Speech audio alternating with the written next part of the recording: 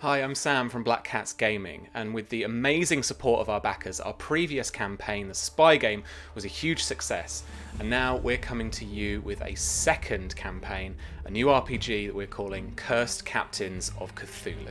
Cursed Captains of Cthulhu melds swashbuckling voyages on the high seas with the cosmic horror of the Cthulhu mythos under its waves.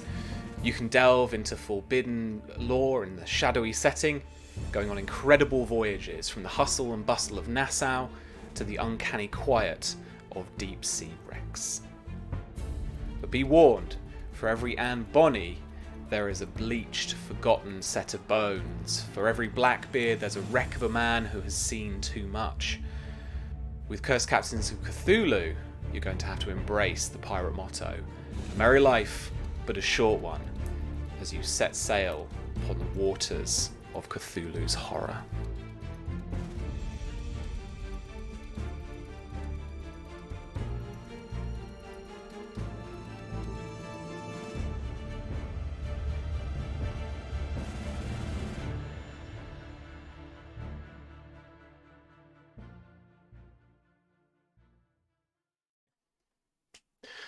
Alright, chums, it's us again. We are back with our finale of Season 5 after the fire. We are all very excited and nervous about what could happen at this perfectly innocent, beautiful wedding of the people. It's going to be a great time. Yes, I am here with 4 lovely assembled human beings. As usual, let's have a chat with all of them, check in and say hi. Hi to Jonathan Fry. Hello, friend. How are you? Hey, I'm doing good. I'm looking forward to our season finale. Uh, Usually some things that I never expect are going to happen in these things. And like consistently over time, they've been pretty traumatizing. So I'm looking forward to seeing what happens today. Hey. Playing Samuel Tarley, a fantastic knight of the Reach. Valiant, good ethics, very, very nice man. Anyway, hey V, how are you doing? You alright? Hey, no, I'm doing good. I'm excited. Finales are always exciting, but there has been lots of behind the scenes talk and plotting for this, so I can't wait to see how it all goes horribly wrong. As I've already said, I've been in 2 secret plotting chats this week. Talking to people about what kind of funky things they want to get up to. So yeah, looking forward to it as well.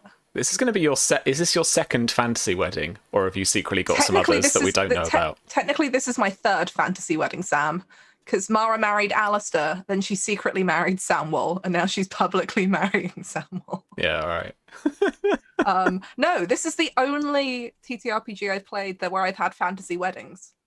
It's amazing that Mara's lived long enough to have this many of them, frankly. Well, look, we know this. We know the gig here, right? After the fire, the women survive, the men just to get cut down. All the guys have been through like 2 characters so far. The thing is, all the dudes, it's just like, oh, there's a possible fight there. I'm gonna go stab someone. Like we could not stab them and just kill them some other way. And it's like, no, stab first. Stab first, think later. All of the women have just been sitting back going, fools. Yeah, it's true. It's true. Speaking of women who think men are fools, hello, Millie. I tried to. There has to be a segue in every intro. Hi. All right. I don't know what to do with that. I am currently manless because Jay got ill, so I've been floating around the house like some sort of weird ghost in my own house. So if you're watching, get well soon, please. It's weird here. Yeah, hi. I will be playing Lady Fyre Owen for you tonight. She's going to a totally innocent wedding with people that she cares very deeply about and trusts implicitly, and she definitely doesn't just want to drink cider and get laid. Please, just no more ravens. Okay, like every time things get juicy, it's like she's going to be camped out with some sort of rudimentary slingshot. No birds allowed in Golden Grove anymore. Nice. But I'm sure everything will be fine. This will be a lovely wedding. It'll be beautiful. It's completely, this is true love. Mm-hmm. Cool. All right. Well, hopefully your week of isolation hasn't made you a little bit mad for us tonight. Oh, I was like this before. I just didn't talk about it. I know. We get little insights. Thanks. It's real friends. It's all right. Speaking of real friends, hello, Tom. Oh, I like that one. Look That at was that. a good one. That That's a was. good one. He's Very a nice touching. one. It's all about the last thing you leave me on, guys. You got to set people up for their. That's it. Now next season, everyone's going to leave you on a worst. The last thing they say is the worst thing ever, and you got to kind of switch Speaking it of round and make it- tentacles, Yeah, right. I think that was definitely a few things that Will used to do. Speaking of tentacles, a good few times, didn't he, Don? Hi, I'm going to be playing Enzo, who basically is going to want drink cider and get laid. It's essentially what he wants Just to do. completely overt about it. Yeah, Yep. that's fair. That's fair. Essentially, he's going to this because he wants to go to a party. He likes a party, so he's going to it. And weddings are a good place to, free food and drink, dancing. Absolutely no murders whatsoever. It's great. Absolutely great. I mean, So, probably not. Yeah.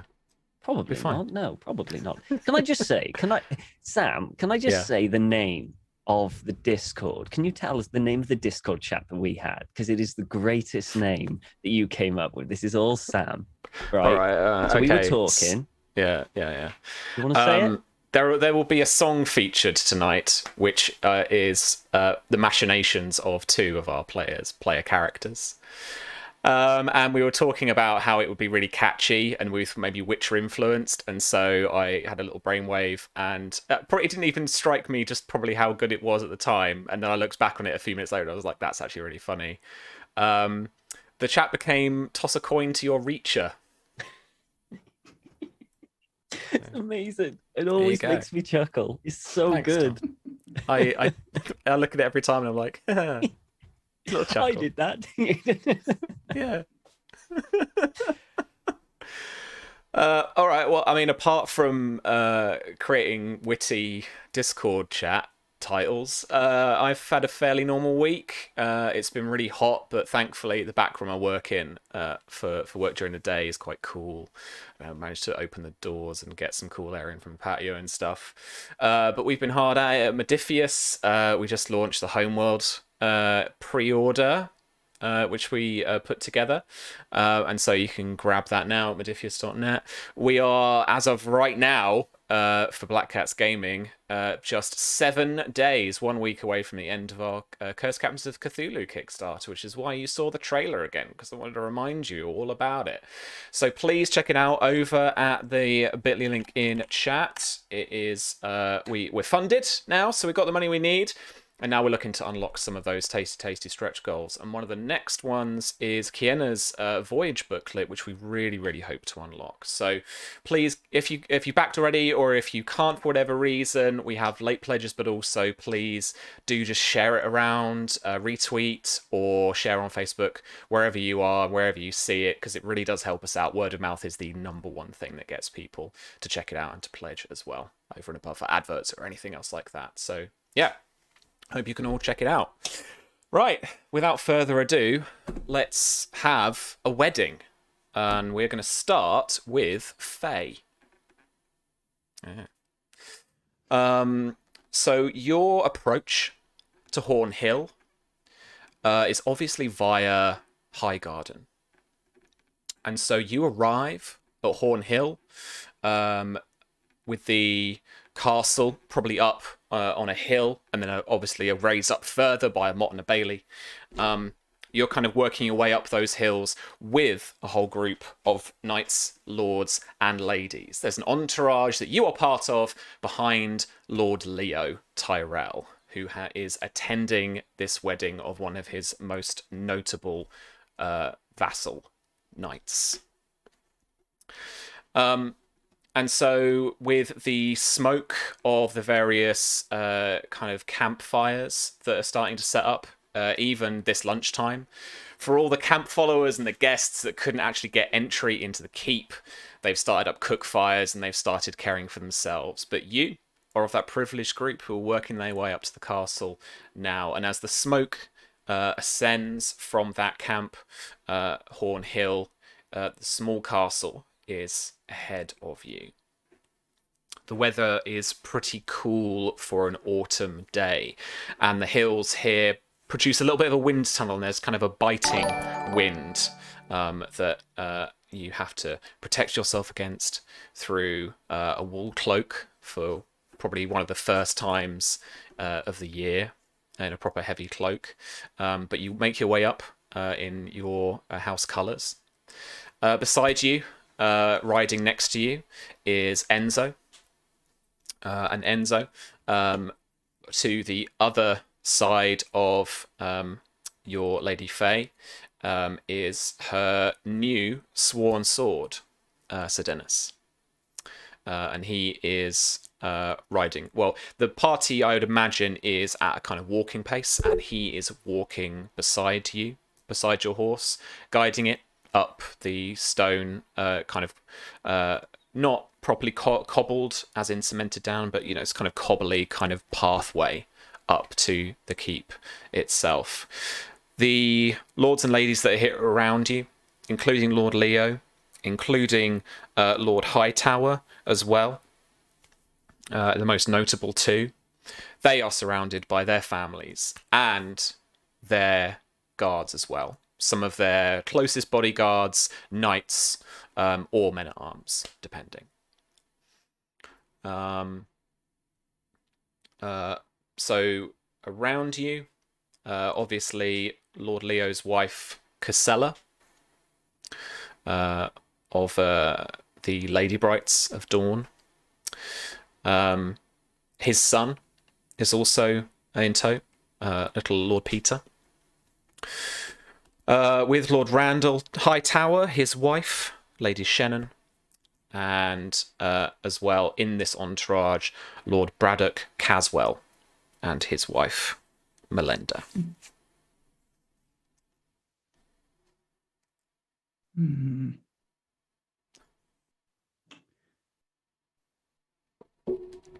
And they've been traveling with us throughout. This is a big group of us that have been together for quite a while, right? Caswell is yes, will have met you up, I guess, Hightower, and so you've been traveling together from Hightower itself.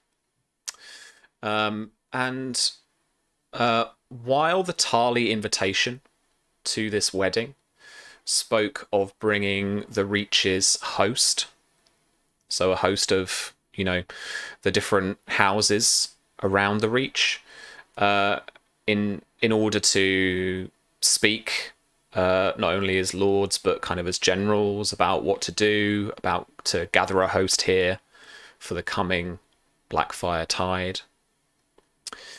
Lord Sloane back at Highgarden definitely voiced his suspicions, and Lord Leo agreed. And so your entourage, while it's a little thinner on the ground, he hasn't brought a small regiment of household guards or anything like this. He does have a cadre of loyal men and knights around him to protect you all.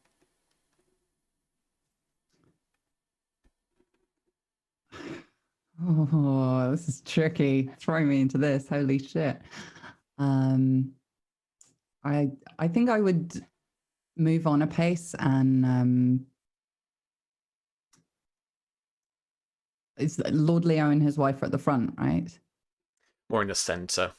Okay, then I would hang back to that and just make a little polite conversation with his wife, because I haven't seen her for a while.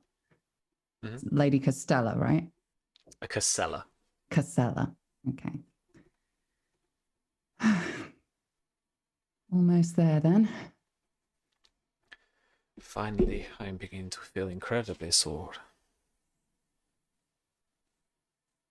Oh, I thought you would be a little more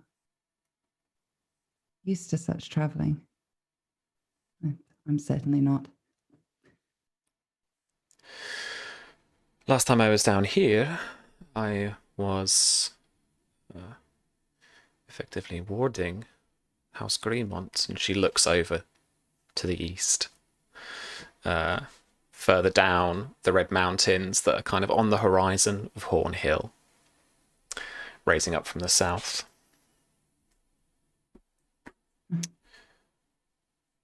And how did that go?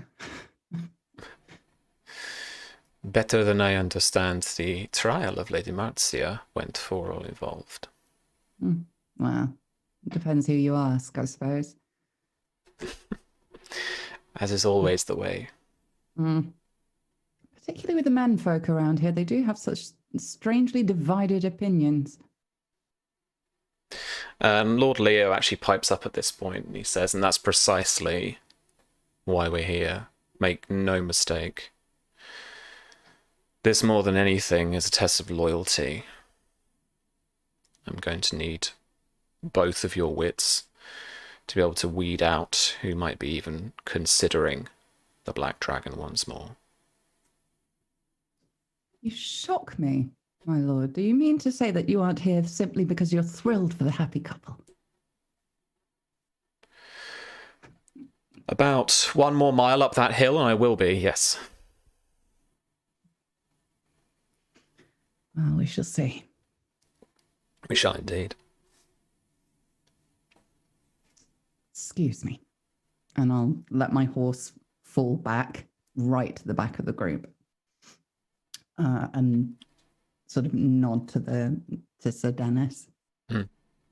He looks up at you, and he can't help but show a kind of concerned expression on his face. There's just a little bit of that fear in his eyes again that you saw whilst he was speaking about the events after the capture of your father and your brothers. And he certainly looks kind of worried now about where they're heading.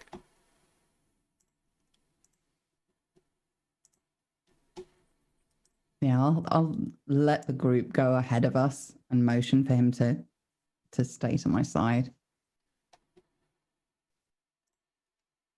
Are you quite well, sir?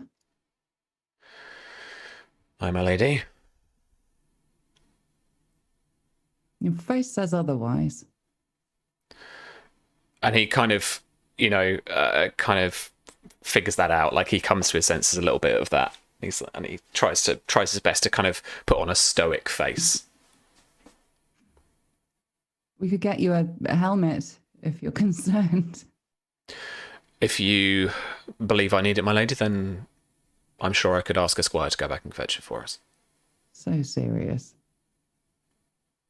No, there'll be none of that. Well, hopefully. No, more that... And I'll let the group go ahead a little bit more, like really pull the reins back. I mean, you aren't concerned that somebody might recognize you, are you? I was one man in 5,000 on a field in battle. And by his goodness, Daeron II was obviously pardoned, or at least accepted the lives of everyone. And so it means that I'm not dead or wanted. So no, I'm not worried about that. Good. I am sorry for my words before. I'm not known for my ability to mince my words, and your story came as something of a shock. I must admit, if I was in your position, I don't believe I would have had as much control as you did over your actions. Well, that is what I'm for now, I suppose. Control. Either way, my life is now yours, my lady. I do appreciate it. I've suffered my family's loss painfully over the past years, and I thank you for your efforts. You clearly suffered as well, and I am ashamed that in my pain I forgot the pain of others.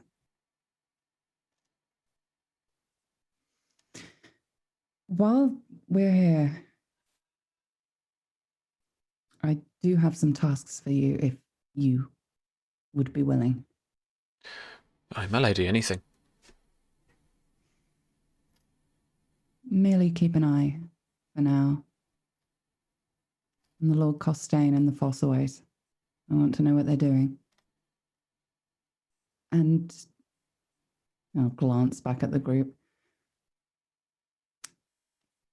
Should you have the opportunity and be able to remain unseen, you may wish to temporarily silence Lord Costain and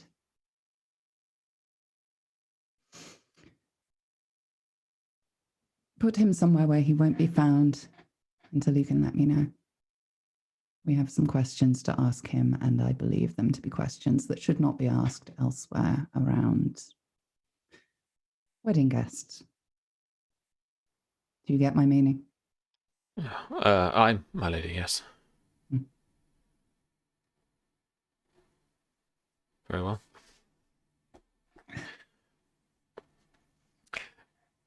And in that afternoon, kind of overcast afternoon, you finally make your way up to the gatehouse of Hornhill. Inside the yard there, you are greeted by as many stable boys as there are horses, and so they are led one by one to stables, or hitching posts at least, and they're all kind of, assembled on one side as your kind of procession heads up into the main entranceway, the main kind of entrance hall of Hornhill. And inside, laid out there, first you hear the gentle kind of plucking of a lute, calming, melodic music that introduces you to this beautifully decorated entrance hall. Inside, laid out, piled high, are like hooves of bread, like all kind of dotted around on this table, piled up quite high. There is a bowl of salt to dip them in, and there is a jug of water with some goblets just to the side. The setup for guest right, or guests' rights, is prepared for potentially hundreds of guests. And as Lord Leo enters, he sees Sir Samuel Tarly standing there, Lady Mara, if you want to be there, welcoming their guests to their wedding, and notably the absence of Sir Glendon, who, as the Lord, would be the person here to greet you as guests and perform this rite with you. As Lord Leo enters, he regards the scene just for a second, and then he says to Lord Samuel, "Sir, where is your father?" Sir Samuel steps forward. Is this the wedding day, or is this like the day before? Oh yeah, we're going into it. Wedding day. Hold on, I have a description then of what he's wearing. Of course. I'm that kind of person. So Sir Samuel wears elegantly simple garb. Simple's maybe his version of simple. A dark green vest robe, well tailored to his bulky, oversized body, is bound with a mahogany belt with a metal sigil of golden archer at its clasp.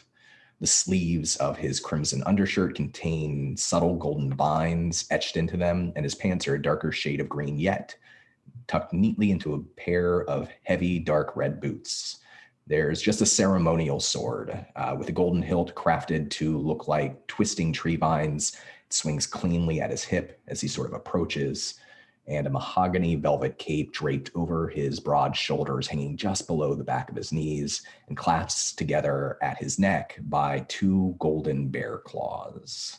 His usually like pretty wild curly hair is tied with a simple red velvet braid, kept loose enough to still sort of sway with his movements. And he steps forward and bows, almost pretty anxiously, honestly, as all of these lords enter into his castle. And he speaks directly to Lord Leo, and he says, "My lord, I'm sorry to tell you that my father has fallen quite ill. It's serious. He's being tended to, but he cannot be here to present himself or offer you his direct invitation to the house. So I am here in his stead, and I have brought salt and bread." Lord Leo looks around. You can't help but notice he looks around at who is here rather suspiciously. He's almost trying to consider his next move. But he walks up to the table, he takes a hunk of bread, and he dips it in the salt, and he eats a bite, chewing slowly, and he looks around. The room is he almost sucks all the air out of the room. People are stood kind of far away from him, a few feet at least, as the rest of his entourage are behind, and Lady Rowan, you're there as well in this group that's by the doorway, the entranceway. Tarly guards with spears and shields flank the doors. You can't help but notice that there is this uneasy atmosphere. Not only are your entourage, basically everyone has their bodyguards, everyone has their knights, and House Tarly is certainly kind of doing a little bit of that here too. There are guards on every doorway, and so they are making sure that their guests are protected and that they are protected themselves. And as Lord Leo looks around and takes all of this in, once he's done chewing this kind of dry, slightly stale piece of wholemeal bread, he takes a gulp of water from a goblet, and then he looks over to Samwell, and he says, "Even when the day is done," says Samwell, "I will want to speak to him. I will want to see him." He leans a little bit closer and gives a weak smile, and he says, "I'm certain that he would like that. I will assure you. I'll just make sure that he knows you're coming so that he can be awake." Then Sir Samwell turns outward to everybody who's gathered, all of these armed and armored, some of them armored people, because I think the tension in the room, there's an elephant, right? There's a dragon in the room, an unspoken dragon in the room. Yeah. And he swallows hard, and he steps over towards Mara's side and offers his elbow. She'll take it and stand there. Yeah. And he'll address everybody sort of awkwardly, but with a big sort of like doofy smile. And he'll even give a slight like low wave to Faye and Enzo when he spots them. And he'll say, "I know that you've all come here for this wedding at a time where the future of the Reach is uncertain. And all of us have fear, rightfully so. I assure you all that this is a moment of celebration and that we are here in peace. And please, we have spared no expense for this wedding. I want you all to enjoy yourselves. We can speak of what comes next at another time. So please, partake, relax. You are my guests." Can I make some kind of check to try to just like bring the tension level down a little bit? That's my goal here. Yeah, absolutely. So make me a persuasion check, and make it a charm specialty. Okay.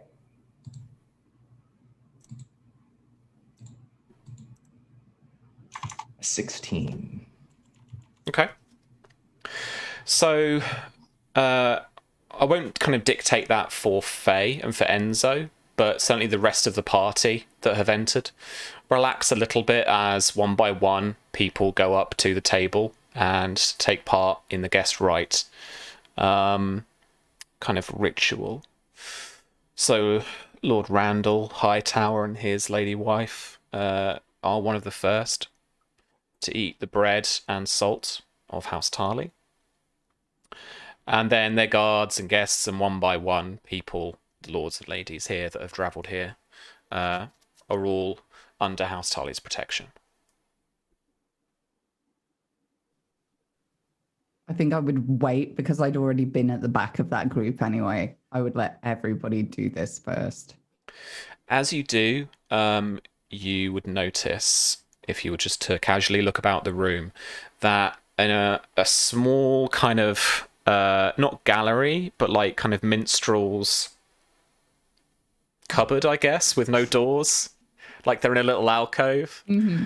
For the acoustics. Is a couple of lute players, one of which you have to steal your reaction to as you notice that it is your agent here, Lucius Cryer, who you convinced for him and his mama's group to work for you. Mm-hmm. And he's plucking away at a lute and doing a very good job of not noticing you, picking you out from a crowd. Yeah. I will deliberately find something else to look at. Oh, look, some bread. Yeah. I'll just take the piece of bread and turn it over in my hand and sort of dip it in the salt and tear a little piece off it. But I'm not going to eat any of it yet. I'm just waiting for the rest of this group to head on forward. Okay, absolutely. Do you want everyone to leave? Oh, so there are probably going to be a few more guests kind of backing up behind your party. No, it's more just like let the first rush of it go because they're going to be noisy and chatty and annoying. Sure. Let them get on with it, and but it's not like a secret conversation I'm waiting to have or anything. It's just quieter. Sure. Okay. And then I'll approach. Yeah, you can do Samuel that for and sure. Mara. Samuel Tarly, I never thought I'd see the day. Lady Mara. It is so good of you to come. And I think she herself will have, I imagine they've probably taken a few steps down when they see like Faye and Enzo roll up. And Mara will hand Faye a goblet of water herself. It's just a kind gesture, She'll take it.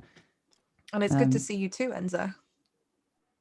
Oh, it is fantastic to be here. I never turned down a party. I didn't want to write it in the invite. I didn't want it to be set in stone, but I wondered if perhaps, Lady Rowan, you would join us at the high table for the feast.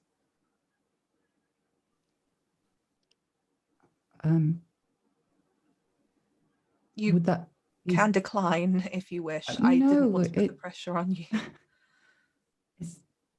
Would that be seemly? Surely. Well, I suppose family is not. Yes. I'm sure there are a lot of people here who think this whole arrangement is unseemly, so for their opinions, I don't much care. But you have been a good friend to Samuel, and I saw the letter that you sent while we were on the road, and I appreciate it. And I apologize if I was cold to you the last time we met. The last time we met, we were equally cold to each other, no? Perhaps. But hopefully these are different circumstances now. Certainly a very different circumstance.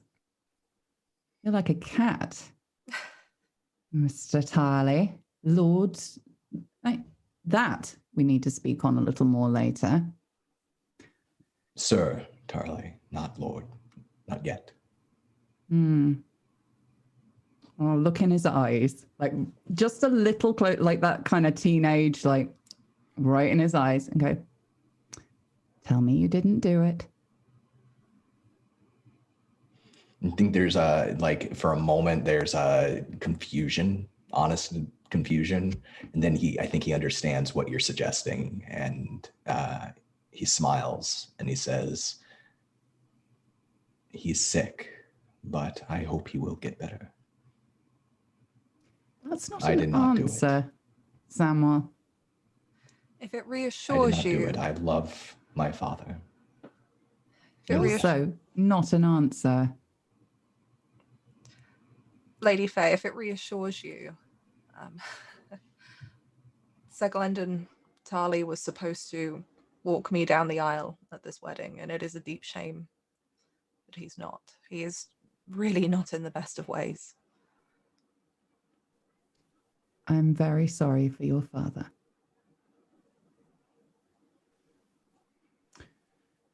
And she'll touch Lady Mara on the arm and say, I would be very glad to accept your invitation today. She places her hand on top of it, and a very genuine smile comes across her face. I would be honored. Thank you. She'll kiss you on the cheek. She does the same, like a little girly embrace, you know. And then turn to Samuel and do the same. And as she's leaning in, just go, learn to lie better, Samuel. And she'll put the bread that she's been holding and hasn't eaten in his hand and move away. He looks down at the bread and watches her go and takes a bite.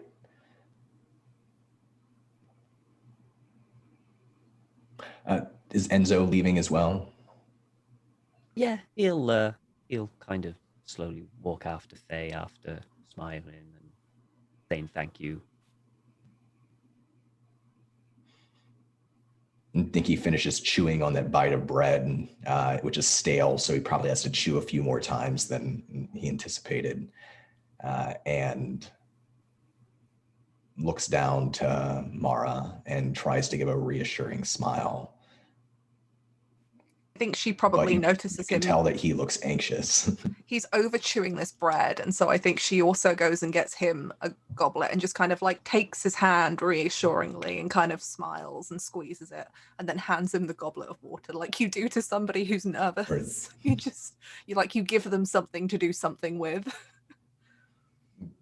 So I think he like immediately swigs some of this water. It starts to choke a little bit, like some of it goes down the wrong pipe. He's got like stale bread in his back of his throat. He's like breathing water. His face is turning bright red, and he's like turning away from the guests who are approaching. It takes him a few seconds to stop coughing and to kind of recompose himself. And once he does, he looks down to Mara and grabs her hand and gives it a squeeze, and he says, we knew this wouldn't be easy, but it'll be okay. It'll be fine. If you could try not to die choking on bread before we actually get to say the vows, that would be wonderful, dear. Yes. Imagine that's how I ended in the history books. Sir Samuel Tarly choked on his own bread at his wedding. She's just like full on laughing at this now, which is probably echoing a bit in the hall, and then has to remember that there's like more people now coming in and tries to compose herself again. He does the same. He clears his throat, tries to stand up straight and turn and greet like the next wave of people coming in. In the main hall is all set up for a wedding. There are, I could imagine, these beautiful silks draped over with, lavish ornamental kind of flower arrangements or, ivy or heather or, stuff in the top bars of the roof, the ceiling. There are a few, tall flower arrangements near the dais. While this, notably, if the ceremony, by the looks of it, is going to take place here, it speaks really to the fact that Sir Samuel and Lady Mara have kind of already been hitched. and that is the obvious gossip that has been going round and is certainly being mentioned now and again on the lips of a few of their guests as you walk between the groups.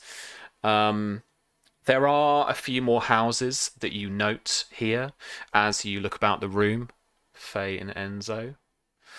Sir Aubrey Ambrose, of another of the Reacher lords here, sworn directly to House Tarly. Not Tarly, sorry, Tyrell. He is here with his lady wife, Lady Grace. You do spot the ginger chops of Lord Costain far in the distance of a group off to the corner, off to the side of the dais. The young, slightly naive face of Lord Ellery Peake is also here, speaking to a couple of lesser nobility, some courtiers from around the Reach. Lord Hightower, like I said, is now making his way round the group, following in Lord Leo's kind of slipstream, I guess. And you also notice up towards the dais, in somewhat of a kind of observational or slightly maybe protective kind of look about him and his body language, is Sir Tobin Hunt, House Hunt being a vassal house of the Tarleys themselves. And so, not that you notice this from any kind of speaking with guards or anything, but he almost looks like he is doing a little bit of a kind of unofficial best man type kind of thing, kind of overlooking the guests, having a look around, just kind of checking people over. I'm right in thinking, Don, that no one has been stopped. No knights wearing swords at their sword belts have been stopped or anything like that?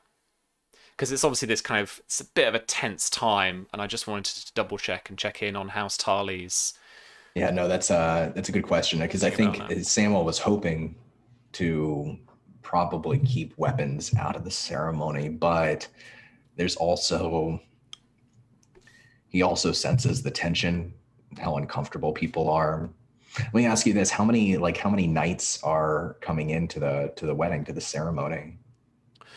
For every noble lord and lady, there is effectively a bodyguard, a knight or a sworn sword next to them. And depending on their status, obviously then that means that they're going to have a better or worse knight. You know, some of the lesser courtiers are going to have like a hedge knight, but Lord Leo, for example, has his own household guard, Sergeant Hugh Wheelwright.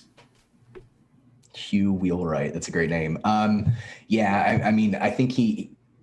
think he's worried about bringing a bunch of knights into a castle that's not really his castle, but he's kind of making the calls right now. But I think he changes his mind and doesn't say anything and lets them come in because he thinks it'll make everybody just feel more secure. Yeah, sure thing. There's a buzz about this room, though, Faye, and it's this kind of, imagine awkward school disco meets, really tense political situation. So people are, really cliquing together. Small groups who know each other well are starting to form up, and there's not a lot of social mobility in terms of moving around and talking to a lot of people. Lord Leo is taking the opportunity to touch base with each of his vassal houses, kind of make the rounds a little bit. And Lord Hightower, like I said, is kind of hot in pursuit of him. Is there anyone in particular that the two of you would like to speak to, or would just like to get an idea of kind of what they're like at the moment, either through kind of noticing it or empathically? Or I would definitely like to. Now might not be the right time, but I'd definitely like to have a word with Hightower at some point. Mm-hmm. But for now, I'm just going to make a fucking impression. So I've had this cloak on up until this point. Is this all the guests now? Yeah, let's say. Yeah. So I've had this cloak around me the whole time. And as I walk in away from Samuel and Mara, I'll just kind of all in one, just sort of peel it off and hand it to my knight. And there's just this incredible gold gown underneath it, sort of studded with amber and these tiny pearls, this low, wide neckline bearing her collarbones, and these leaves that cascade down it all in gold, just wrapping around her waist and giving way slowly to these like shimmering gold silks that ripple around her feet every time she steps forward. It's almost hypnotic, the effect, like a gold statue come to life.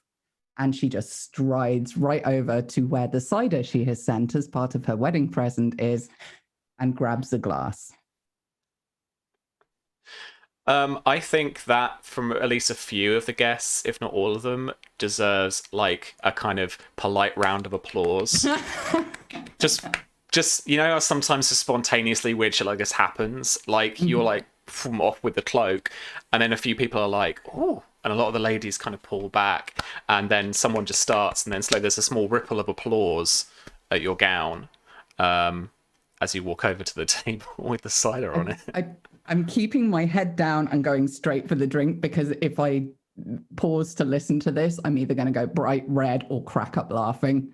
So I'm just focusing on the booze right now and take it and just keep looking down at the table and look across at Enzo. What about you, Enzo? What are you up to? Enzo is going to make sure that he's somewhat close to when Faye does this, because all eyes are going to be on her. And, you know, he wants to be in that peripheral vision of being next to the whole, kind of great thing. And after a smirk, when everyone's like, does the clap, he does a really kind of like over the top kind of clap, you know, just to big everyone up. And then God damn it. And then he's probably going to remove his travel cloak to show what he's wearing. Now, he's had his hat on, his normal hat, but underneath, essentially, he's dressed in all white, with like gold embroideries all down his. It's still kind of like the same. It's more of a.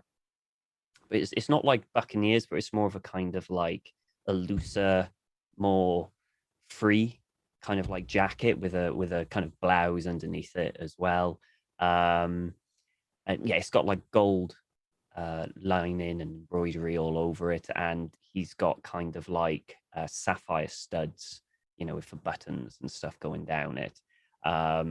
And on his shoulder, he's got a kind of like it's a sapphire kind of thin cloak, so it goes around the shoulders, but then it's a thin kind. It's like over one side. So it goes around, but then it drapes over one side. And he heads over with Faye and grabs a cup of, or a glass of cider or whatever it is, and smiles. And the Faye goes, well, it is not often that someone upstages me on the first appearance. Was that all right? Oh, that was delightful. Good. And you can see now that her hand on the goblet is shaking slightly. She's never done anything like that before in her life. And he will kind of gently turn her so they're facing away, so it's like on the table, and he'll kind of rest his hand on hers that's shaking and give it a little squeeze, and he'll smile and go, enjoy the moment. She'll meet his eyes on that word and kind of look at him like she kind of doesn't want him to be touching her hand in public like that, but she really, really does. Like that, just that moment of tension. And she almost leans in ever so slightly and then pulls her hand away. Well, now I'm going to mingle. If you need me, I will be around. I'm sure I'll be able to find you.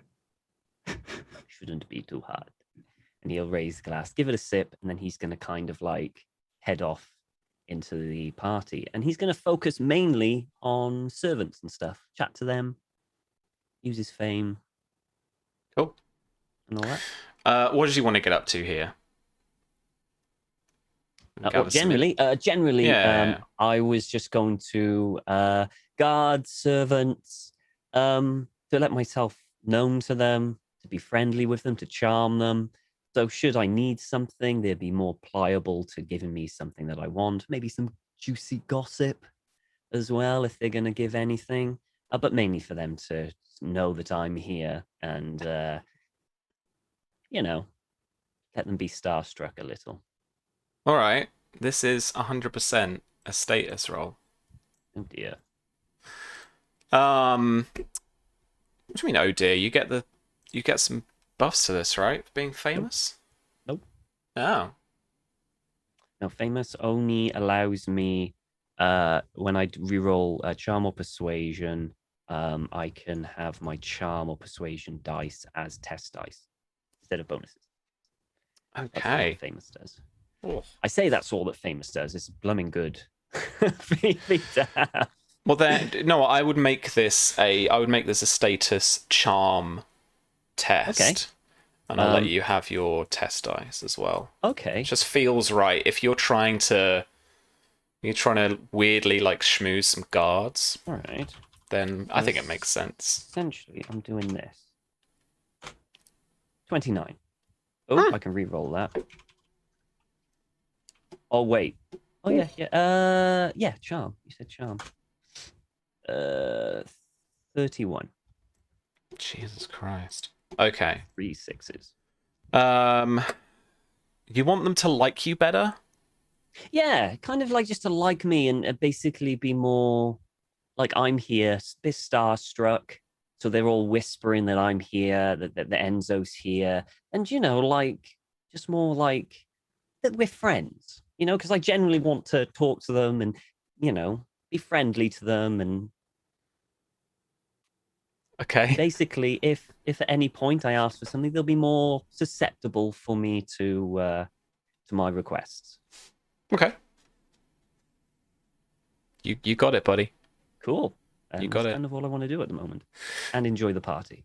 For sure, yeah. The guards are as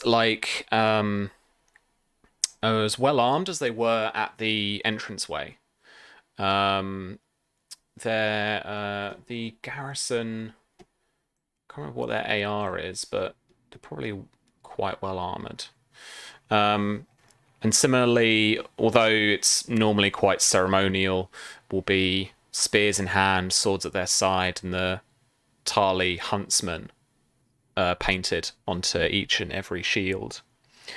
And they kind of stare out the guests. They're looking around for any issues that might arise, any tensions that could spill over, anything that could become an issue.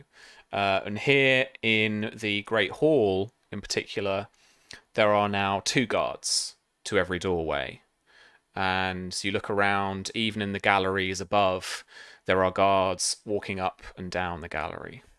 That's a significant amount of guards for a wedding, right? That is like overkill, like to the max. But it's, speaks to this setting that, everyone's kind of, or even the guests are kind of staring at each other a little bit suspiciously as well. And, even as you try and mingle, lords and ladies, not only also because you're a foreigner as well, even though you are famous, they you can see they back off ever so slightly, or they're quite standoffish with you. But everyone's kind of the same, and you notice, as I described, people aren't really mingling. They're not going around different groups. People are sticking to their parties. They're sticking to their families or their well-known allies and friends.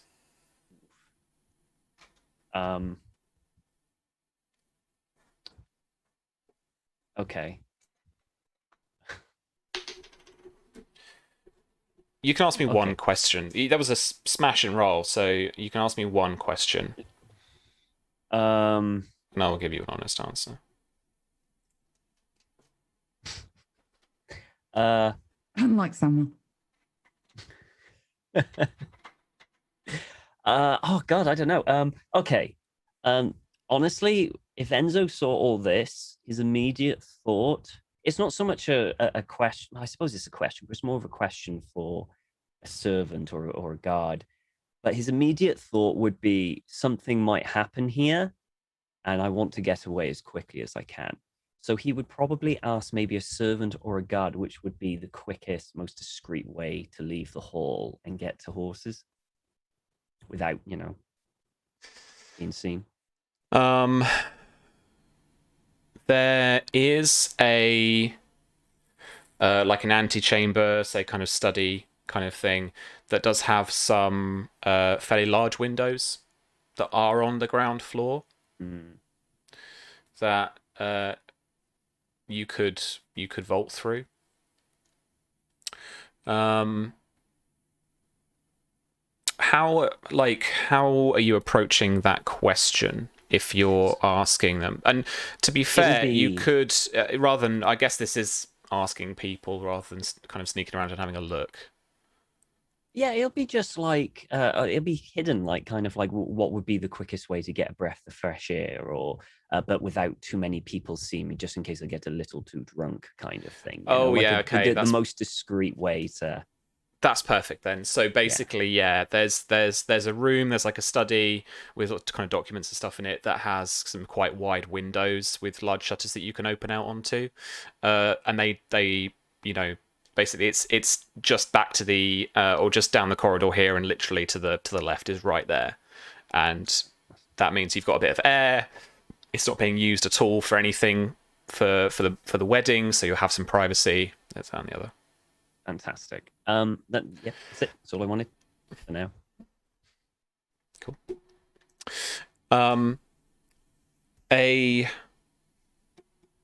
Someone comes up behind you, Faye, briefly, and Sir Dennis turns very quickly before relaxing, and as you turn around, you see the face of Lucius with his lute in hand. And he says, "Care for a song, my lady?"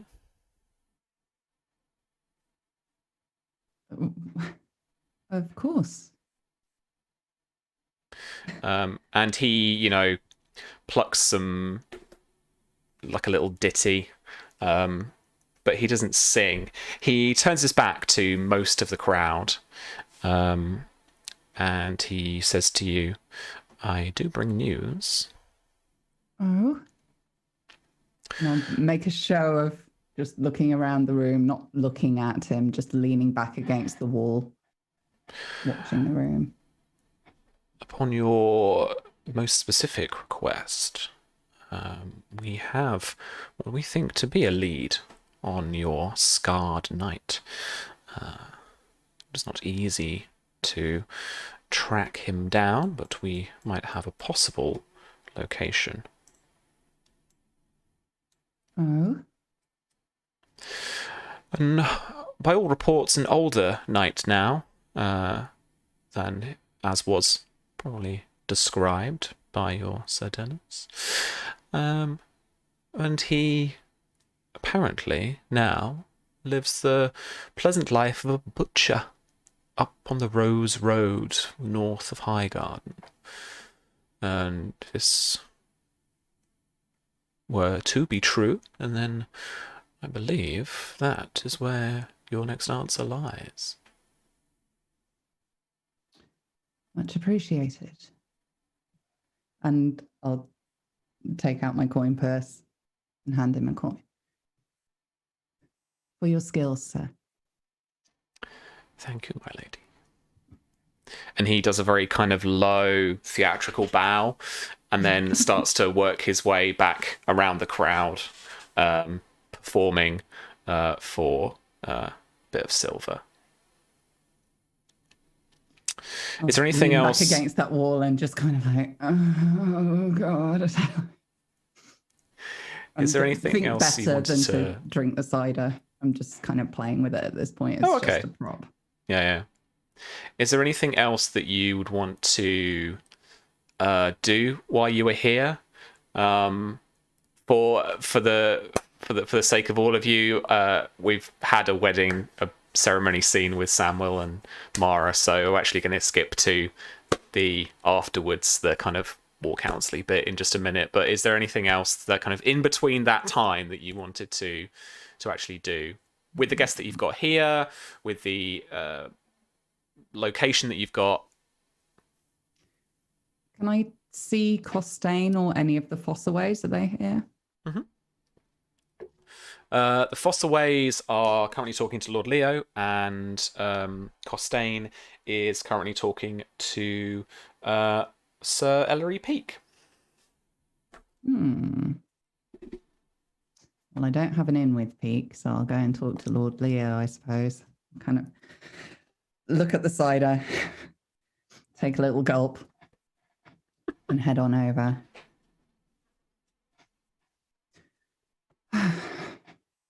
My lord, it's just an interesting wedding, is it not? Very. Your dress is beautiful, my lady. Why, thank you. I thought it was about time I started making a bit of an effort. Not getting any younger. I was just speaking to Lord Aubrey here. Oh? And you know Sir Aubrey? I don't think we've met, have we?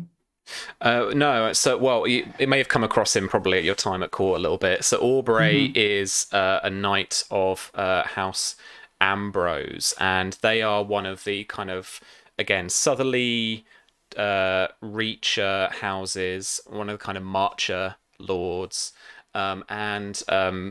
He is decked out in a surcoat, covered in lots of little orange ants. I think, or red ants, or it's like heraldry or something. It's like a bit funny, but yeah, he's kind of covered in that, and he, has the athletic look of a knight about him, and he, I think actually as well canonically, he's reputed as to be one of the kind of better knights of the realm, like one of the top knights of the realm.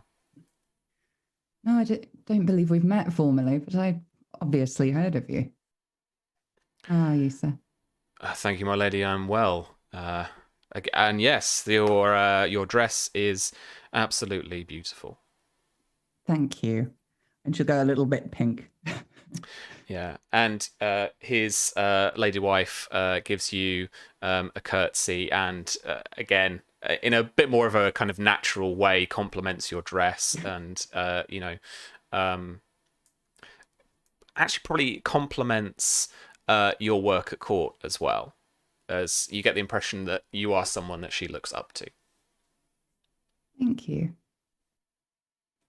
It's nice to be seen for something other than this, and just sort of touches the side of the dress.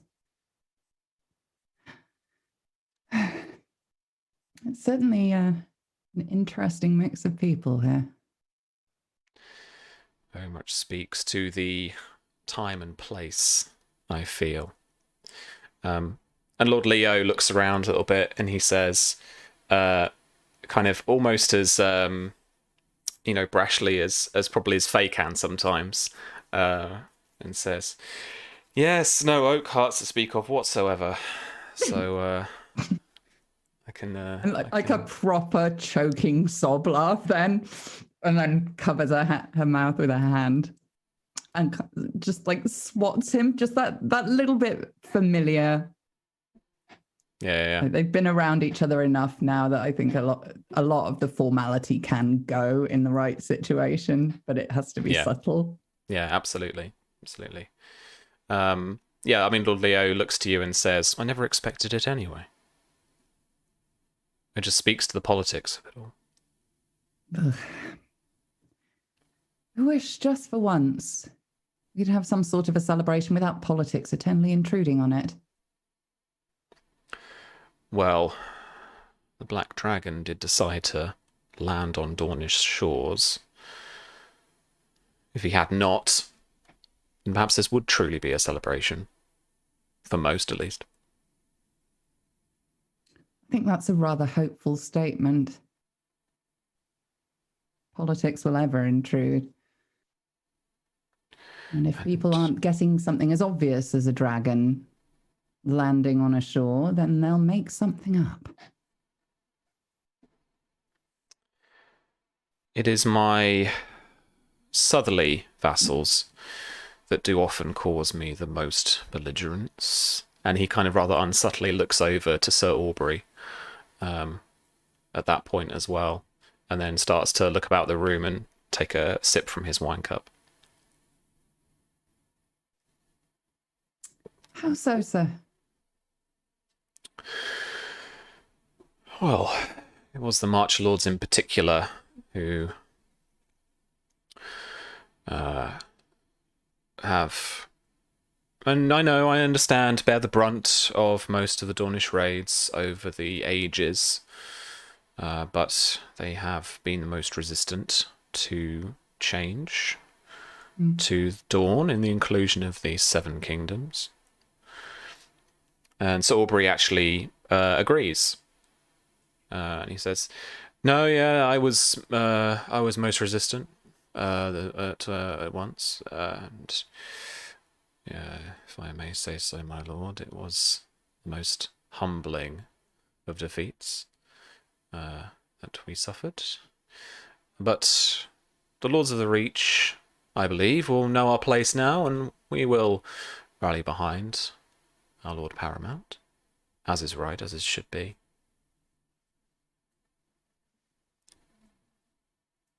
I'll just take another sip of cider. Like, firstly, you're clearly not listening when we're saying, "Oh God, politics," and secondly, I call bullshit on everything you just said.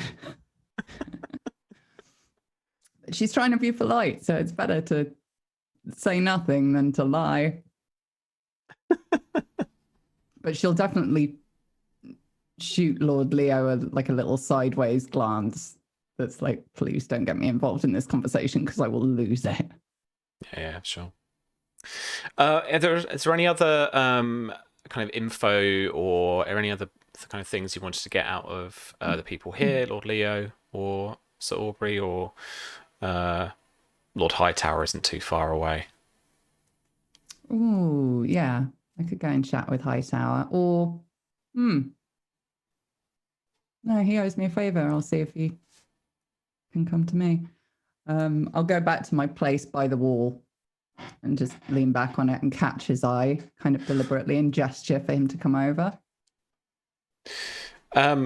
Absolutely. And he and his lady wife make their way over to you, and as they approach, he holding one goblet in a goblet in one hand and his arm outstretched in the other, kind of regards you and says, "My lady, you look extravagant." What a choice of words. You look splendid as well. Thank you. And he looks rather kind of pleased at what is a fairly kind of slightly old, shabby, like, like he's definitely worn this suit for like weddings before, like for 3 or 4 weddings. But yeah, he's wearing like a doublet and hose of his grey. There's some silver, definitely a kind of cloth of silver, definitely spun into some of the trim and everything.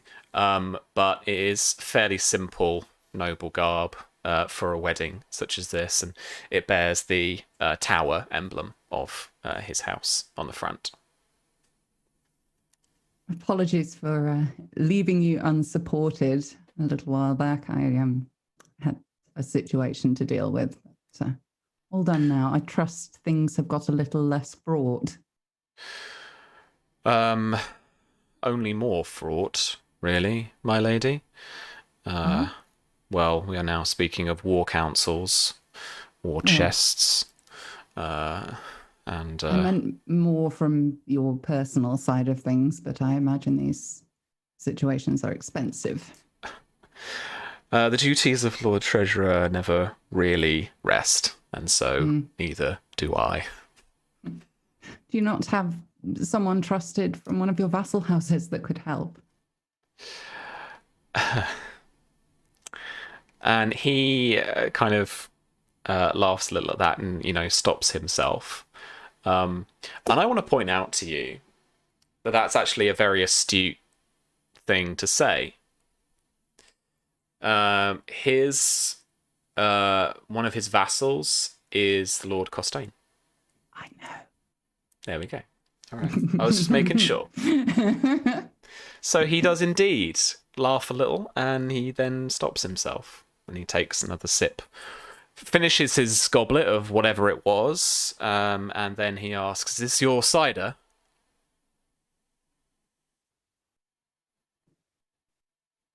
She'll kind of look about and giggle ever so slightly.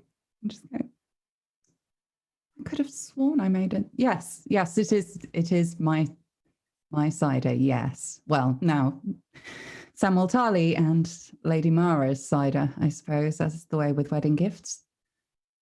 Oh, well, yes, of course. But so he turns to the table, and he opens the tap for fills his little goblet with your cider.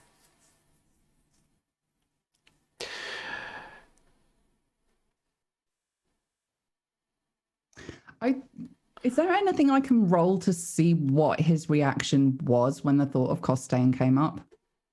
Yeah, sure. Roll for me. I want to dig into how he feels about that. Roll me awareness, empathy. Okay.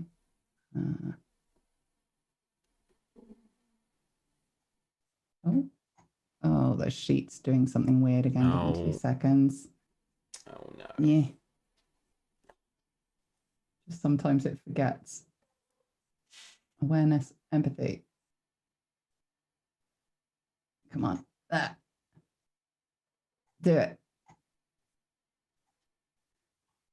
10. 10. Right. Hold up. I should have opened that up before I asked you, really.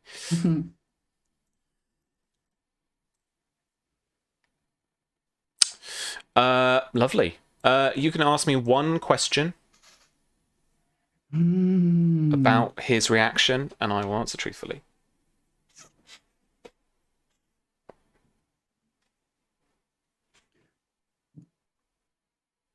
Does he like Costain? Not as a person, but is that whole situation a positive thing for him or something that makes him feel bad?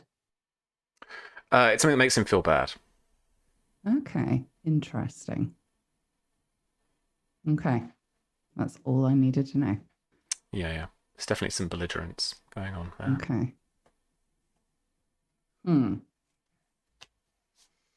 Okay. If there are any massively conclusive things you want to do, speak up now, for I am going into the War Council after pie. War Council after party. Jesus Christ. That's my new death metal band. I was going to say, I'm a band in college, right? Okay, so, I mean, this is where the commercial break would be. And then we hear a huge celebratory cheer from behind closed doors. And then as they open, with 2 guards flanking either side, Sir Samuel enters, followed by a group of lords and landed knights from around the Reach. Most notably, Sir Leo himself, but all your heavy hitters are here for the proverbial port and cigars after the ceremony. Lord Caswell, Lord Leo, obviously. Sir Aubrey, again, makes an appearance towards the back. Lord Costain, Lord Ellery Peake, Lord Randall Hightower, Sir Tobin Hunt, and the Marshal of the North Marches herself, Lady Rowan, is also here. Lady Mara also can, if you want, enter towards the rear of the party. And enjoy a little bit of the celebration, but soon serious faces descend and the group gets down to business.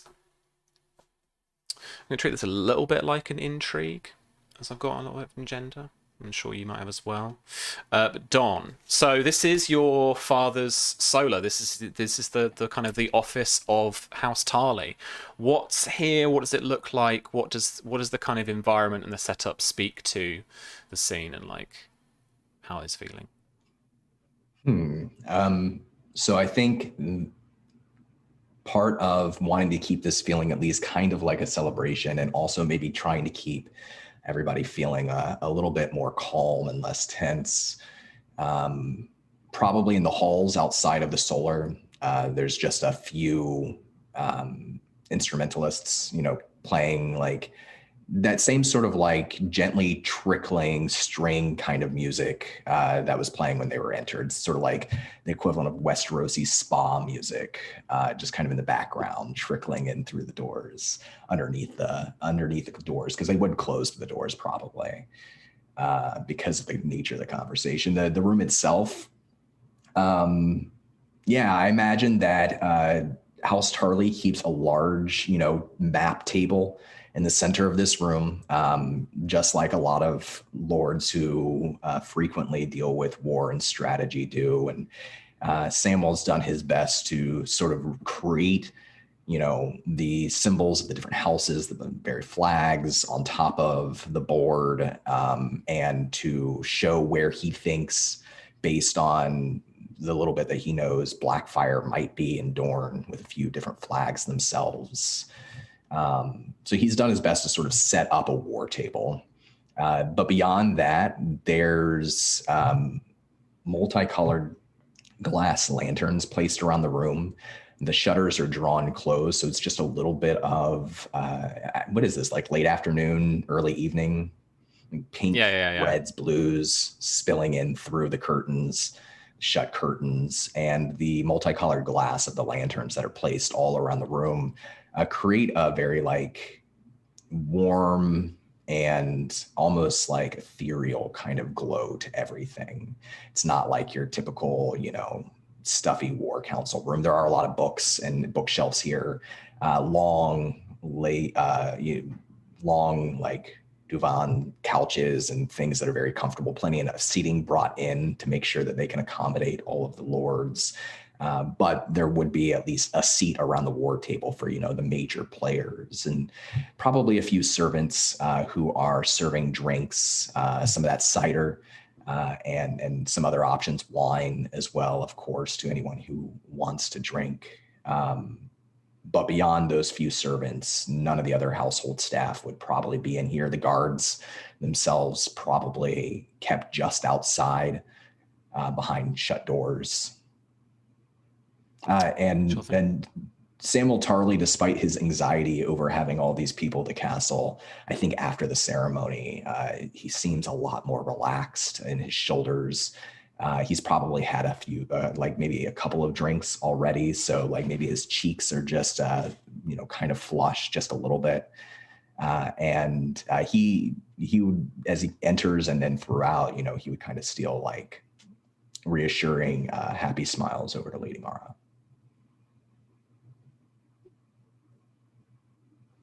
Okay. How would Samuel start this off? Lord Leo takes a seat, high tower, not too far from him in the next seat over, and then the lords of the Reach sat around in a kind of circle almost around this large table. How do you want to start this off? Okay, so I think he would probably sit opposite of Lord Leo, so that when he's looking across the table, he would be looking directly at Lord Leo. And his anxiety would creep back in when he stands up at the table and kind of taps his fingers along the edge of the map. And I imagine, there's sort of like side chatter and everything going on. He has to clear his throat a few times to get people's attention. And then he'll say, I don't want to overstep here. I'm grateful that you're all here as guests in my house, and that we have the opportunity, even amongst celebration, to speak of the future of the Reach, what we will do together. I know that some of you have strong feelings about me, House Tarley, my father, some of the other houses in the Reach. Not all of us who are family in a way get along as well as we probably should. But right now, we are facing a war, and when the Black Dragon comes north, this war will be fought in the Reach, in our villages, at our keeps. And I was young when the last war happened, but I remember its horrors. We have right now an opportunity to avoid the mistakes of the past. And so I've done my best here to show you, to represent what I'm aware of. I'm sure there's many things that I'm missing as to where the armies are and where the houses lay. And for what it's worth, and he looks over to Faye, I became aware of Blackfyre's landing not long ago, but some time ago. I heard it, of all places, in Old Town from a sailor.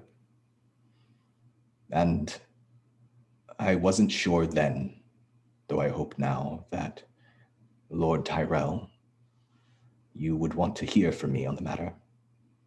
And so I told a friend who I know you trust more than you trust me. I hope that we have the opportunity to act now before things get out of hand. That is what I have to say about it. I give the floor over to wiser generals and lords than myself. Did you want to make a test against Lord Leo or against anyone in particular? Is this an intrigue? Are we doing like a little intrigue here? Should we roll like status and everything? It's your house, your solo. You go first. Okay. I'm going to roll status just to see if I get those bonus die. That might come in handy. Hold on. Let me do this. That's not my roll. I'm just pulling that up. Okay, yeah. So success grants 1B. So a 16, and this is against probably Leo's intrigue defense. Success grants me a bonus die, and every 2 degrees after grants me another. So this is 2 degrees, so you'll get 1 bonus dice. 1 bonus die. Okay, cool. Yeah, I mean, that was really rambly, and I didn't have anything prepared for this, but and I don't think Samuel would either. That's cool. So despite like him talking a lot, I think what he's really trying to do is get a sense of where people lie. And like he's probably trying to consider. So even though he's talking, he's really giving everyone an opportunity to settle in and to show some reactions. He's not trying to directly influence the outcome. Sure, yeah.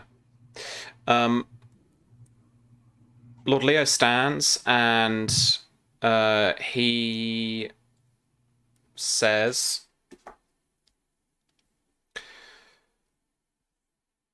I am not known for my speeches or grandiose statements. I'm known more for my actions on the field, in the lists. And that is what I hope we can focus on today. So Samuel, you speak of unity, and I'm very happy that you do, because that is exactly what we need here. From today until our last, we're going to depend on Marcher houses, the North Marches, those north to south of the realm, in order to protect it from those that want to do it harm. I don't imagine that his son, this new black dragon to land in Dawn, wants anything other than just petty revenge. He knows nothing of ruling. He has no birthright to that claim. But the Tyrells, the Targaryens, the Rowans, the Tarleys, we have stood here in the Reach since the first men.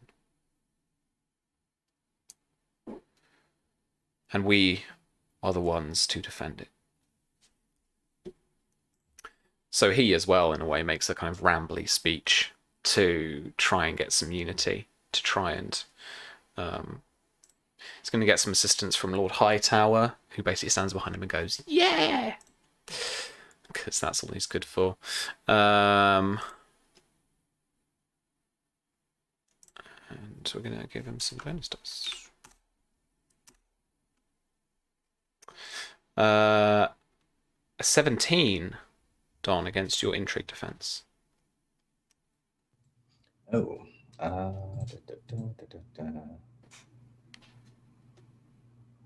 Where's my intrigue defense? Oh, here it is. That is going to be 2 degrees of success. Then you'll take 6 composure damage. Okay. And what do I have to absorb some of that? Yeah, your disposition towards Sir Leo will then, like, reduce some of that. The more you like him, the less you'll absorb. Yeah. Alrighty. And Millie. I think Faye would let all the hubbub after the speech die down and just sit back and watch everybody very carefully. Samuel has long been a friend of my family's, and I thought it was high time we started getting advice from those other than we usually listen to. I hope you do not mind me bringing it up, Samuel, but host outside of Highgarden is a symptom of a greater disease, and it is one we must cure. Unity between all of us temporarily against a foe is all well and good. But if the second that that foe is vanquished, all allegiances are discarded, then this cycle will repeat.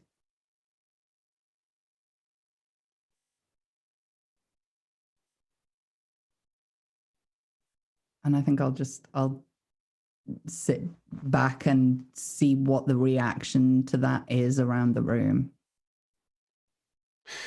Did you want to consider as well, get yourself some bonus dice, or did you want to make an awareness check? I think it's more an awareness thing at the moment. Yeah, so you could roll empathy. Who do you want to target? Ooh. Samuel. He's already not answered my questions once today, and I don't like it. So make me an awareness empathy test. You have a bonus dice and a test die in chat. Okay, not yet. Yeah. All right. Dom, this is going to be against your passive deception. 13. That's a success. Oh.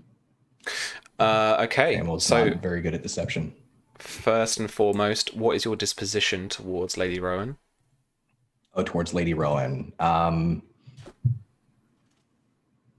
Affectionate. And what is his honest reaction to what she's said?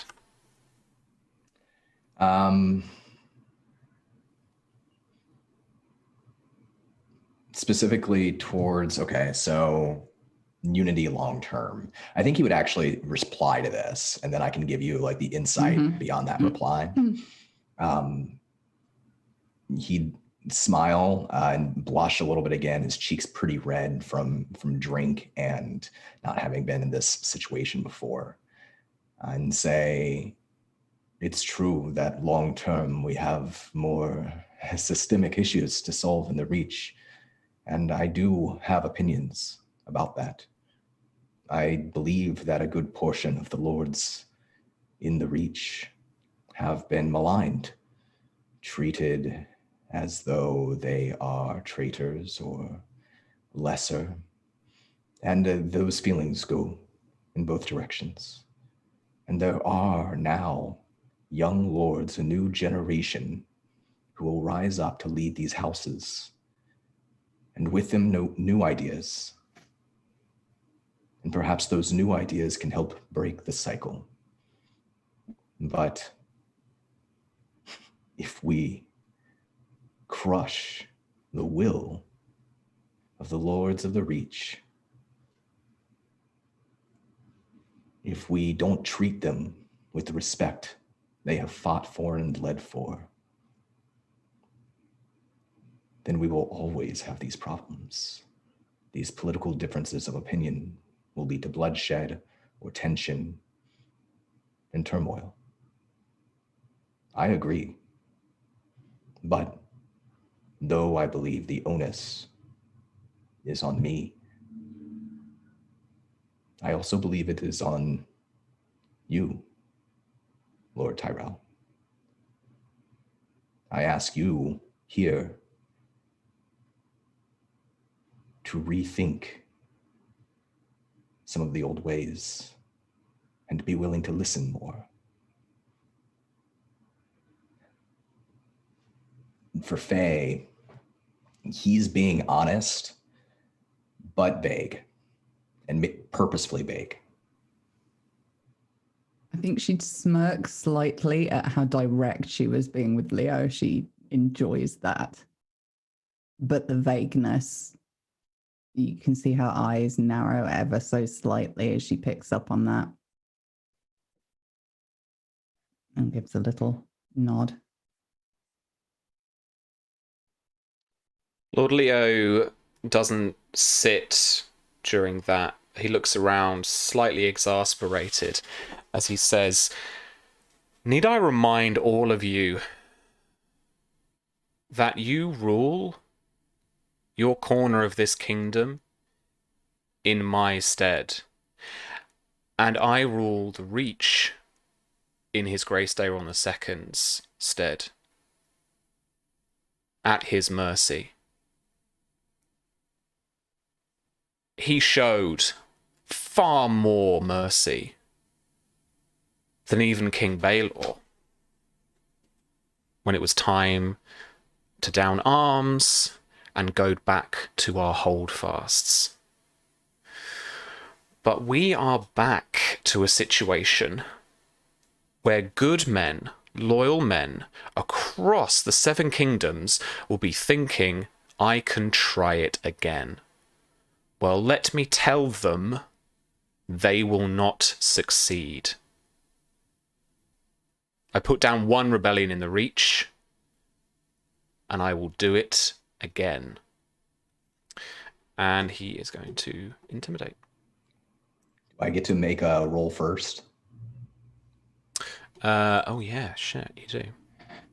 Okay. All right. I gave away his action, but sure, that's what he's going to do. Yeah, sure. And I think Samuel responds to it, and that'll be his role. And he relaxes a little bit. And he leans over the war table and he gestures down to the board, particularly the Reach, and he says, Lord Tyrell, we are all here in service of you and our own keeps and the Seven Kingdoms.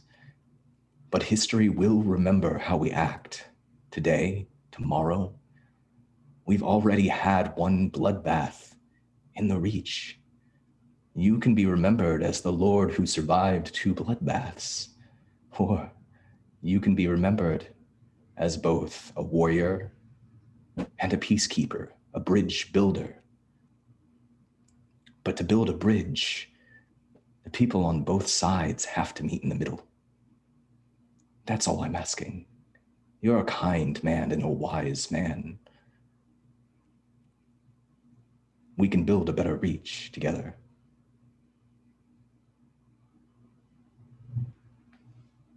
Alrighty. Make your roll. Do you think this is charm or convince? I think this is convince. Okay. And I have 2 keep dice. In chat, yeah. You have 2 keep dice. I've got 2 bonus die from consider. Yeah.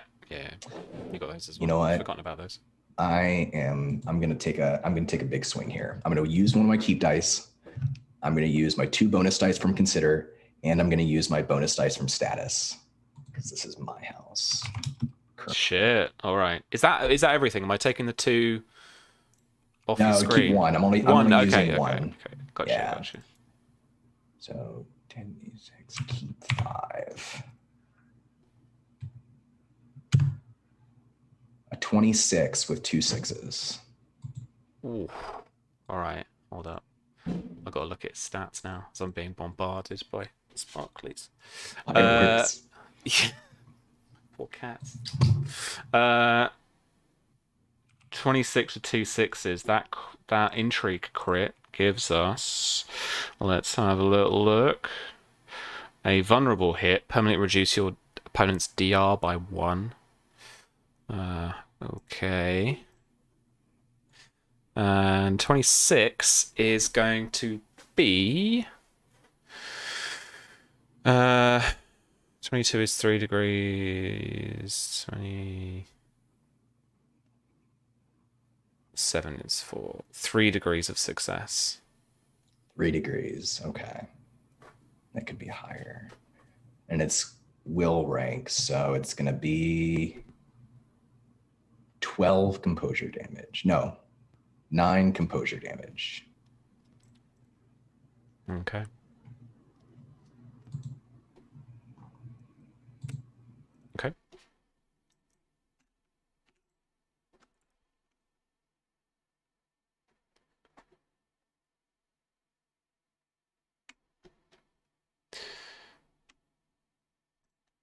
All right, and then he's going to make his roll. He actually looks more visibly frustrated by that, and just makes his point about loyalty that he was describing, like, all the more visceral, I guess. Did that include everything? Yeah. 5. A big 5. Oh, hang on. Plus some stuff. 7. No. All right. No. Yeah, there's a kind of a horrible tension in the air. A silence after that permeates the room, and everyone kind of looks around, not really moving at each other, just kind of waiting for the next person to break the air.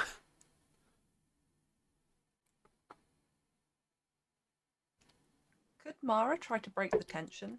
Yeah. She's just been sitting here watching. She purposely hasn't drawn a seat up at the table alongside Samwell. Probably in realizing that a lot of the lords here, with the exception of Lady Rowan, have not brought their wives into the War Council. But I feel like this is the point where, when the tension gets high, Mara stands up for a moment and walks over to, I imagine there's like a dresser with some wine goblets on a tray. And like, just in the silence, doesn't say anything, just kind of picks them up, reaches over Samwell at the table and places them in the center, and pours a cup, and passes it down the table to Lord Leo. My lords, nobody is here to be at each other's throats.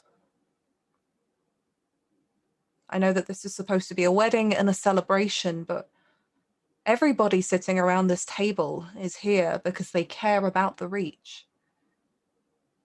Bringing up talk of old rebellions only incites old fires, when instead it strikes me that everybody here has an opportunity to finally come together and put behind the mistakes of the past. And she kind of directs this at Lord Leo, and the whole thing is she's trying to kind of calm down, like she can feel his, like, the frustration building, and she's trying to point out that, like, nobody here wants to talk about why, you know, people who supported Blackfyre in the past that might be around this table, you know, are good for doing what they have done, but like, no, this isn't the point. We're not here to tell you that you're wrong. We're here to try and help. Like, forget about that. Now is the focus. And she's hoping that between that and kind of putting the wine on the table that gives everybody something to do as they all, you know, go for a cup and pour themselves stuff, that it like calms that tension. Nobody's like sitting and waiting anymore. They're all busying themselves with alcohol. Yeah, for sure. All right. I don't know what kind of test this would be. Either a convince or a charm, I think, probably. Yeah, if you're trying to influence somebody, then that's definitely the action to take, and then you roll one, you know, persuasion or deception test or whatever. There is mollify, which means you can heal someone's composure as well. That might be what you're trying to do.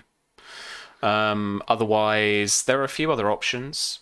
I think she's pushing more for an influence, just to get him to calm his talk. She can see where it's going. He's going to start bringing up, but this house and this house did this in the last rebellion. He's going to start going backwards, and that's not where she wants the conversation to go, because that will result in arguments, because she knows that half the lords around this table, including her, you know, her own father did, as well as House Tarly did, supported Blackfyre in the last rebellion. And she's trying to push him away from that talk into talking about what's happening now, and focusing on, you know, the map table that is here, everything that's put out on it about the war now, not slipping back into like 10 years ago or whatever it was, 20 years ago.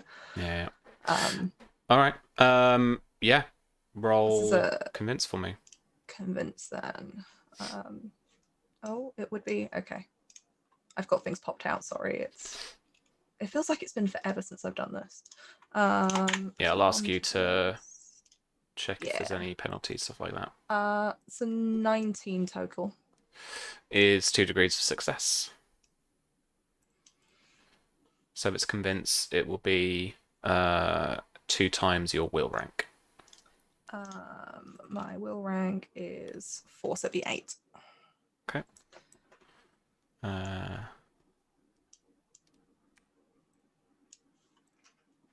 Okay. Well, Leo takes a long breath in and a sigh, and then he notably waits a moment whilst everyone slowly takes a sip of their drink, and he looks around and he waits for a moment, and then he takes a sip of his, regards its taste, and then puts it back down on the table. Millie, you're not quite taking a turn yet here. I think Faye would be, again, looking around at everybody. The problem that we find ourselves with is what happens afterwards.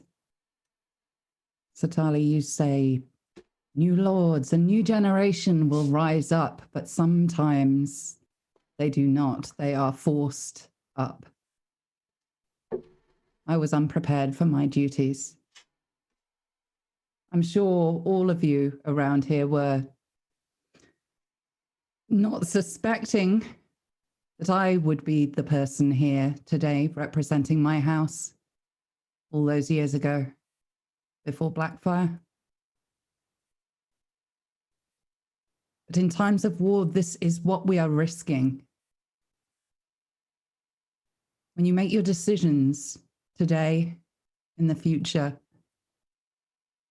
I would urge you, my lords, to consider whether your children are ready to rule in your stead. The winds at battle change swiftly, and there is no guarantee, even if you are morally right, that you will end up on the winning side. Consider what we have to lose if we don't fight on the same side. War is coming to us, and the more of us there are, the fewer orphans we will have tomorrow.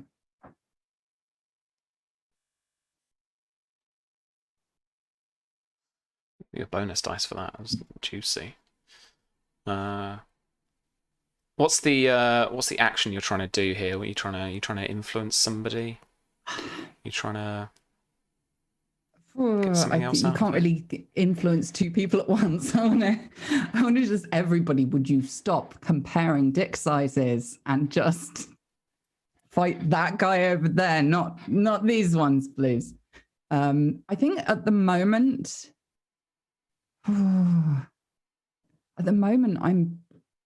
I'm kind of more speaking to Lord Leo and any of the others in this room that would be squabbling or trying to put their feet down.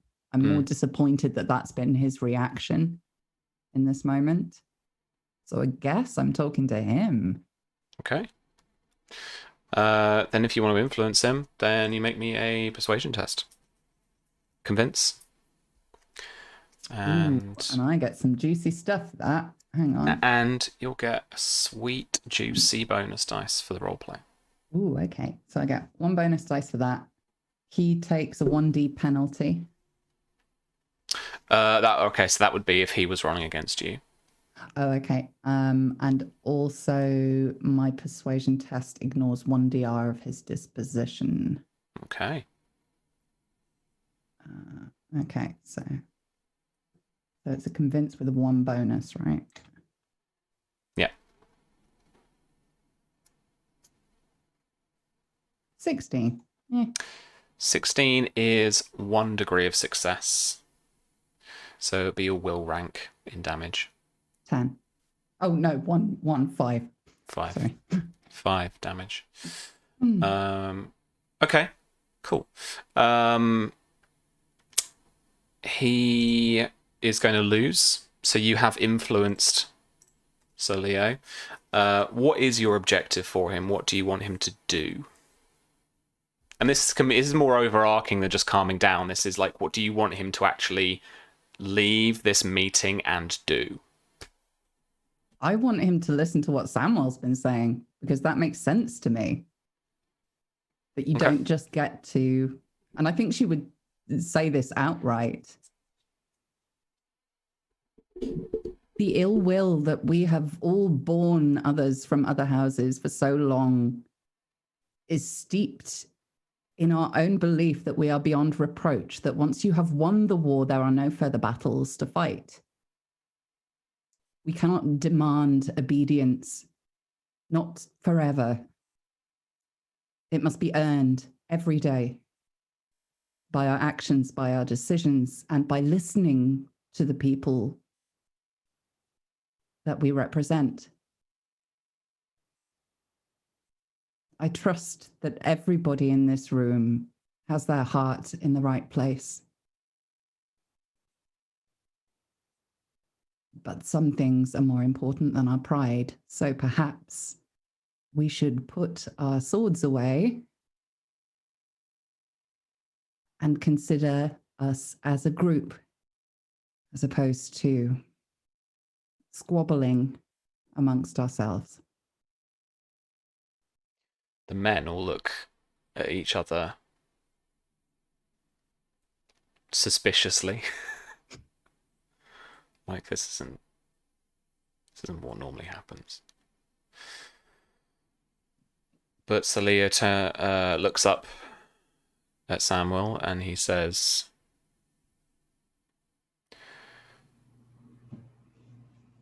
"What does the largest army in the Reach have to say about this rebellion, then?"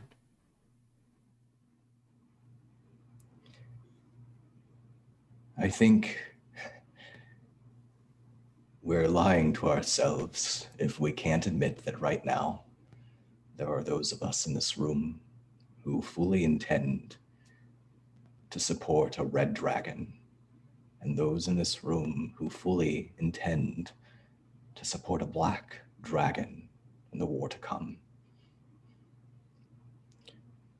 As the largest army in the Reach, House Tarly's position is that if we allow ourselves to be separated, to fight on two different sides, that the entirety of this war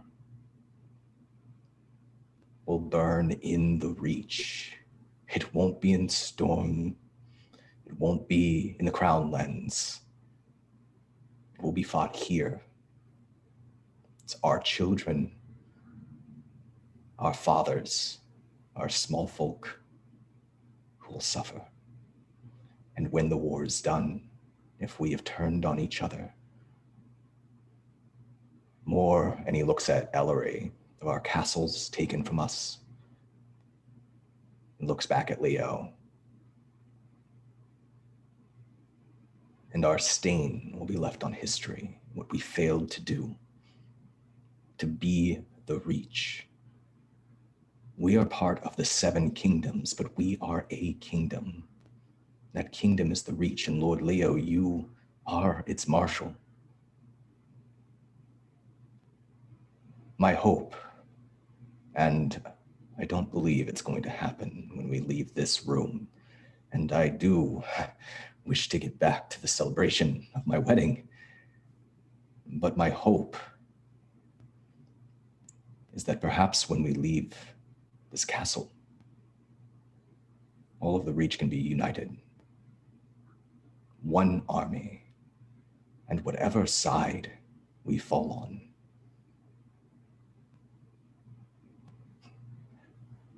that side will win because we are united.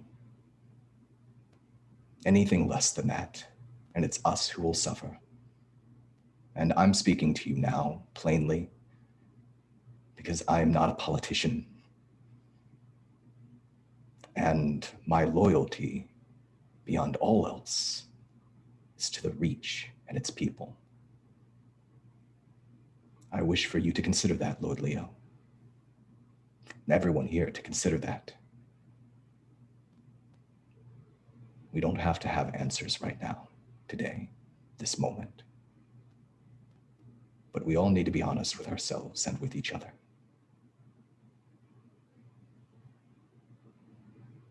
That Okay. she will just tilt her head ever so slightly, and I think only you would know this feeling from her, but just like a little twitch of an eyebrow, like, oh, you cheeky shit. Lord Leo stares daggers at you. What would your objective for him be? What would Samuel's objective for him be? I'm kind of like, you're riding off of Faye's success, I think, with that. Okay. Because essentially you said to me, Millie, like he wanted him to listen. So what would you want him to actually do? What would your objective for him be? My objective is for him and everyone, but specifically Leo the most, because whatever he does, there are the people who are Blackfyre, there are people who are Targaryen, but Leo is going to be the most influential person, what he decides overall. I want him to try to be open-minded to the idea that to unite the Reach, he might have to choose a different side.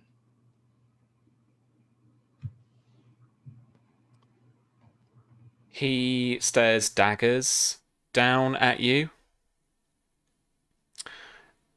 And he storms out of that war room.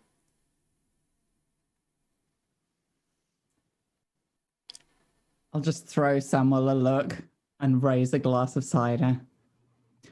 That was eventful. And just deck it. He does the same, and he looks and like squeezes Mara's arm beside him, and he says, well, I think this meeting is adjourned. Perhaps dancing would be more appropriate. I like the sound of that, and it would be a shame to waste such a beautiful dress, Faye. Mara is in awe of your dress, by the way. Like the whole evening, she's just been like this. She's not even mad. She's like, this is the most amazing thing I've ever seen. She's asked who your dressmaker is. Like, she picks up a glass of cider and hands it to Faye, takes one for herself, manages to get her dress unstuck from the chair she sat in, and kind of grabs the both of you to take you back out to the hall, where hopefully there is now music flowing in. Yeah, dancing is demanded, and it begins in full flow. Mara, you have an opportunity now to do what you wanted to do. Otherwise, we can go into the dance intrigue. You can pick partners, or you can do what you wanted to do after. That's up to you. I'm gonna do what Mara's gonna do. What her plan is towards the end of the dance, because she needs Okay. to be back for the next bit of the ceremony. But she doesn't want anybody gone for too long right at the start, where people will notice, because people will start to kind of disappear off into corners of the room at the end of the dance, is what she's thinking. So she still wants to be in the festivities while they're happening. Okay. All right. So we go into one of my coveted dance intrigues. So at the beginning of this intrigue, you choose your partners, and then once those are chosen, they're going to be swapped around. I think the ladies swapped around. I kind of move people around a bit in a kind of pattern. Your initiative is going to be your agility breeding. So agility breeding, not status breeding. You can only target your partner during the intrigue. It's the person you are dancing with. And that will, as I say, every couple of exchanges will move around. Oh, what was that? We got a thing. Thank you, Raven. Welcome in. We are just about to do a dance intrigue. Keep it moving. Exchanges are short and often, so you're going to have a chance to say a snippet of chat between the two of you as you dance, and then you will be whisked away to a new partner. So keep it light, keep it quick. You will suffer a -1 penalty dice to intimidation and to bargain tests, but you will have a +1 dice to charm and seduction tests. Ooh. All right. Samuel, you are the groom. Who would you like to dance with?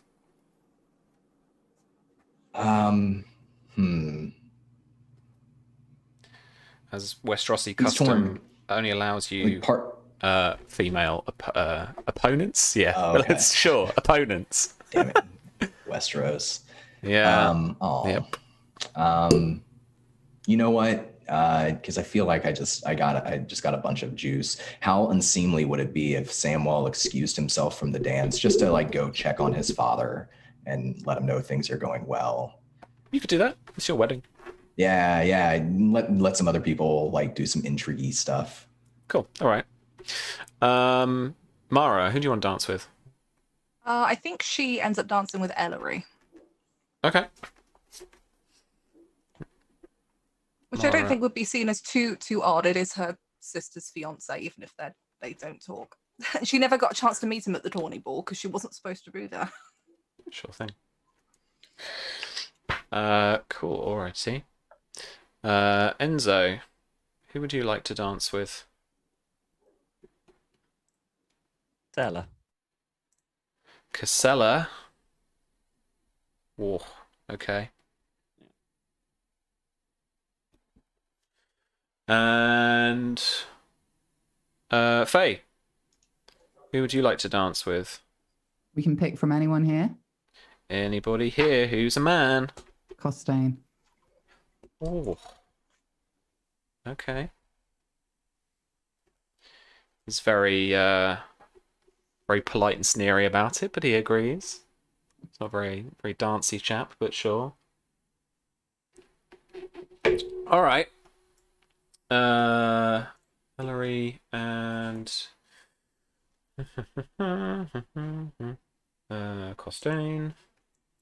And Casella. We need a lady for. Lovely, lovely. Alright then. So please bear with me. This is a lot of fun to track, obviously. And I really do want to add in a touch of music. That's not the music I want. I did grab some just recently.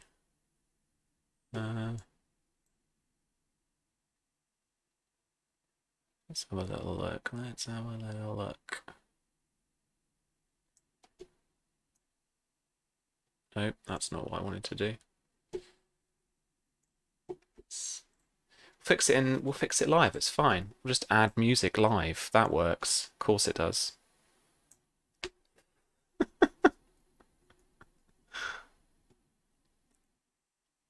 It's a keep dice to charm and seduction, and it's a penalty dice to intimidate and bargain. Yeah. So, you know, speak amongst yourselves as this uploads. Yeah, but I'm sure that Ellery Famara is, you know, very happy to dance with you. And likewise, you know, it's kind of, you know, it's good to meet you. For Enzo, Casella, you know, is quite impressed that, you know, she gets to dance with such a famous pirate as you. So she is very happy with that. Where is this fucking track? Hello. I would like to track, please. There it is. Would it be possible if Millie's cool with it? If Faye expresses, like, as they're on the way there talking about who they want to go and dance with, if she mentions Costain, Mara will, like, go and find Costain and bring him to her, because obviously her and Costain have a history. You know, they've known each other for a while. Costain was also at her last wedding, so at some point in the night she'd have to find a reason to make small talk with him for, you know, like, keeping up the appearance's sake of, you know, social etiquette. So I like to think that she goes and, like, Faye mentions it and Mara's, like, gone to go and find Costain to get for her. She's assumed that I've asked about him because I'm interested, as opposed to... I don't think it's even that. It's that Mara's been like, 2 birds, 1 stone. I can say hi and then I don't have to mingle with him later, but I can also... She's trying to be nice to Faye, right? Mara is making an effort, like a genuine effort to be nice to her. She feels really bad about, like, the last time that they met. Cool. All right. So I need an agility breeding test from everyone. So you just add your bonus from breeding, right? Yes. Okay. That's going to be so bad. That's his status. 11 with a 6. I don't think that matters, but 11. That doesn't feel like his status. Well, maybe it is. Okay. Ooh. Dance off. Sorry, is it all of us that are doing this? Yeah, everyone who's dancing. What the hell? Everyone's rolling 11s, apart from okay, Enzo, fine. obviously. Well, Enzo get a 20, yeah, sure, okay. Yeah, of course he did. Mara's 11. Mara, what's your breeding bonus dice? Have you got any? 2. Oh, wow. Yeah, okay, you can go first. So She used to be well respected. Just make that a 13. You just got good manners. Also, she is the bride, right? Like, Yeah. social etiquette says people have to be kind of nice, at least for a bit. Yep. Any breeding dice? 2 of them. Oh no, just see what you put in roll 20. Just dancing to Papa. Bay, 11. Costain. Here we go. Sorry, trips up his own feet or something, probably. Plonky plonk. Oh, he's got some breeding bonus dice there, look.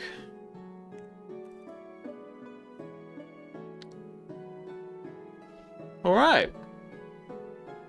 Mara and Ellery. Mara, you go first as the first round of this dance. It's a very courtly affair. It's very regimented in its steps, and everyone is comfortable knowing it.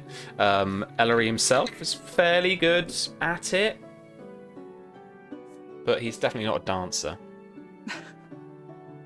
I think there's like the moment of small talk as everybody comes together. My Lord Ellery, it is good to see you. I didn't have the opportunity to congratulate you on your engagement to my sister. Thank you, my lady. It says there's like an out on a... Yeah. And I think as there's a moment where like everyone comes together and they're together for a minute, she's like, I'm sure she has told you some terrible stories about me, but we are grateful that you've come to the wedding. All right, make your roll. What are you doing? I think in a way she's trying to poke at to see what he knows of her. She's trying to get him to be like, oh, you know, she told me this thing, even if it's kind of vague. She wants to get a feeling for what he thinks of her. Okay. Do you want to retarget, or do you want to actually influence him? I think she's going to try and influence him. She wants him to tell her. That's her thing. Okay. Rather than guess. Let me open my... I think this is deception, because you're not really talking about what you want to talk about. You're skirting around it. Oh, I'm down for it. Would this be like deception bluff, or would it be using something more like insight to kind of get him to talk about something? Insight's getting people to hate other people, so it would be deception charm, maybe. This would be like a charm, and its deception specialty is act.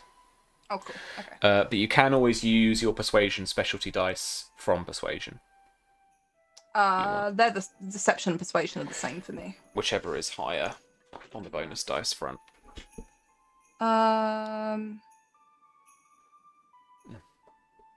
Oh, so I can use charm instead of act. You can use your charm bonus dice, yeah. I'll use the charm one then, but with deception. I have a thing about deception things. I didn't roll any sixes, so I'd have to re-roll anything. 16 total. That is 2 degrees of success. And you will be hitting him with your persuasion rank. 2 times your persuasion rank. 8. Okie dokie.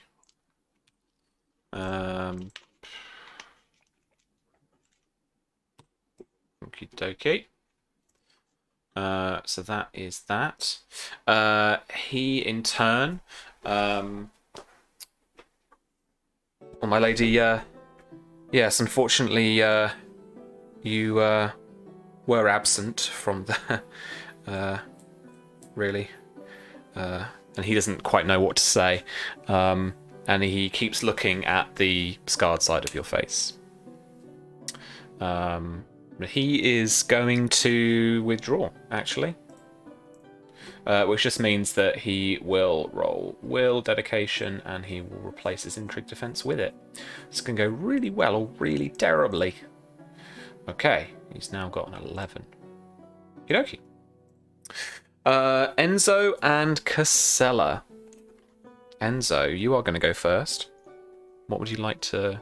How would you like to influence Lady Casella? I would like to charm her.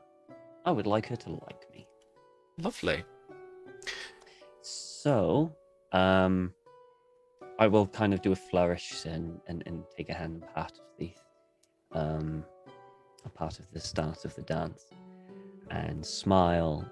Well, it is not often that someone like me gets a chance to dance with someone so beautiful and so important to the realm. She smiles. She doesn't say anything just yet. Make your roll for me. Influence. Persuasion charm if you're being sincere. Yes, I am. Yep, 100%. 26. Oof. Fucking hell. Put Ellery away. That is 4 degrees of success. And charm comes off persuasion, so you're going to hit her with 4 times your persuasion rank. That'll be 16. Jesus Christ. All right. She is charmed. She is How we did it persuaded. with Faye first time. Yeah. So you are going to increase your target's disposition by 1 step. In addition, you gain +1 bonus dice on all deception and persuasion tests in your next intrigue against them. So she is out. That means, folks, she is out for anyone else too. She's had her influence. You could speak to her, obviously, if you really wanted to, but she is out. Faye and Costain. Costain is going to act first, and he is going to look into your eyes, look towards your face as you dance, and only when, you know, he turns... when he has to, he looks away. Otherwise, he has his gaze fixed upon you, and so he is going to roll a 12 against your passive deception. Oh shit. Okay.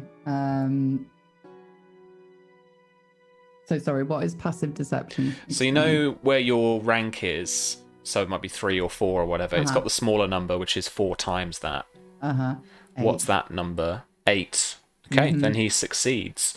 And so, what is your disposition towards Lord Costain right now? Oh, it's like a strong dislike.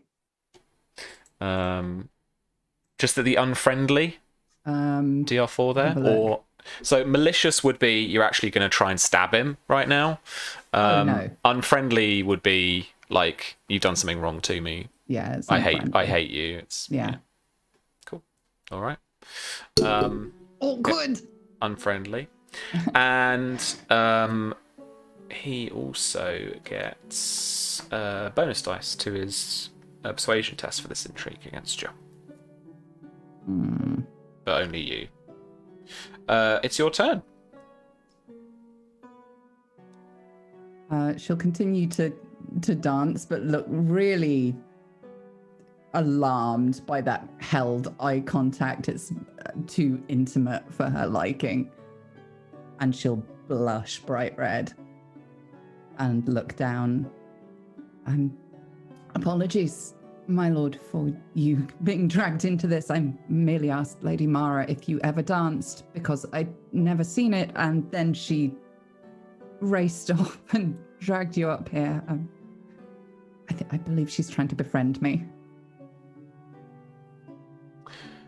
She is a wise companion and a faithful one.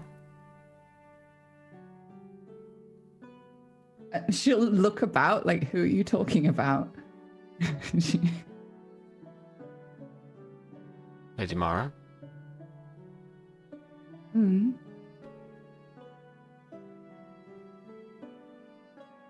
Whom you were just speaking about. Yes, sorry. Ladies often do that, I find. Try to befriend a threat. What do you want your action to be? I think it's kind of a charm. Okay. Sure thing. Let me just double check my stuff.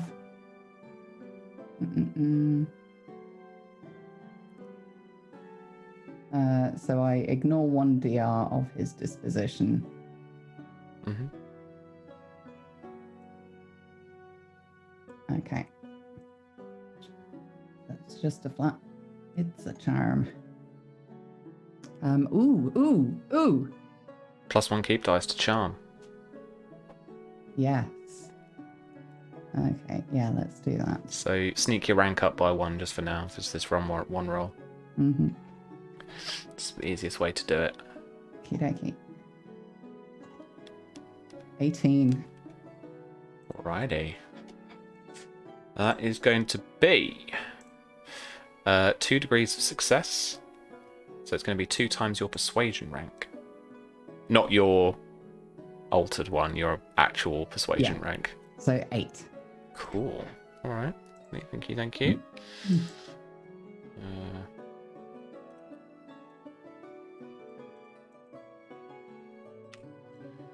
Lovely. Jubbly.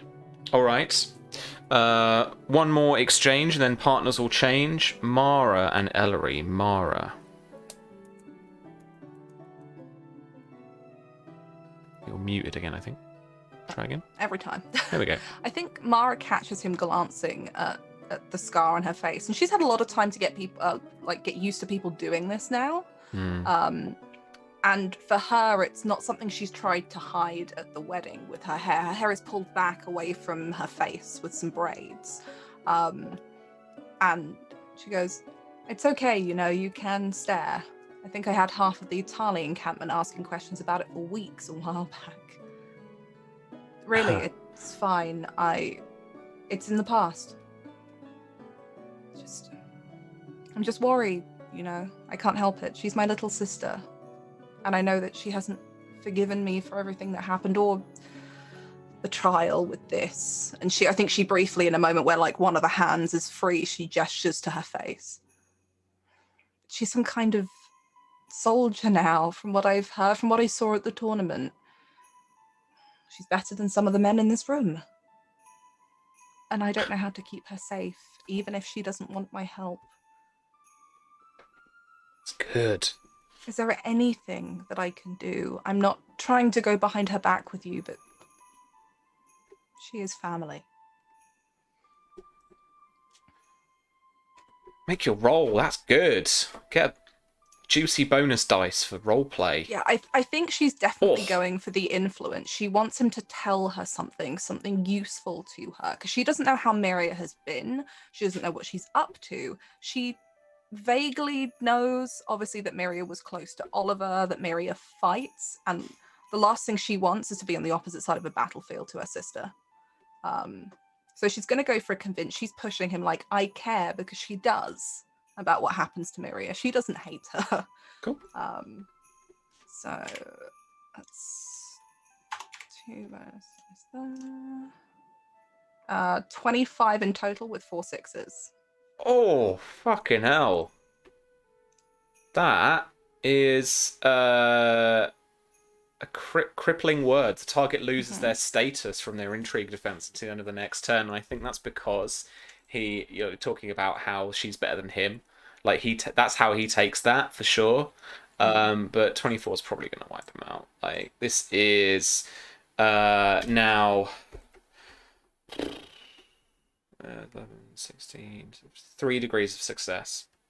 So it's going to be, this is based off my persuasion rank, right? So it's going to be 12. It's convince. It's based off your will rank. Oh, will rank, same thing, 12. My persuasion and will are the same. Yeah. You succeed against Ellery. What was your objective? Partly to kind of bring him off guard in case Miria's told him something terrible about her. She's trying to get across that she cares, but she wants him. She's basically trying to figure out if Ellery is somebody that could be brought on side. So she wants him to tell. It's mostly she wants to see what he says to this, to see if he is just nope, my future wife to be hates you, so goodbye, or if he's maybe tell me more about what you want to do.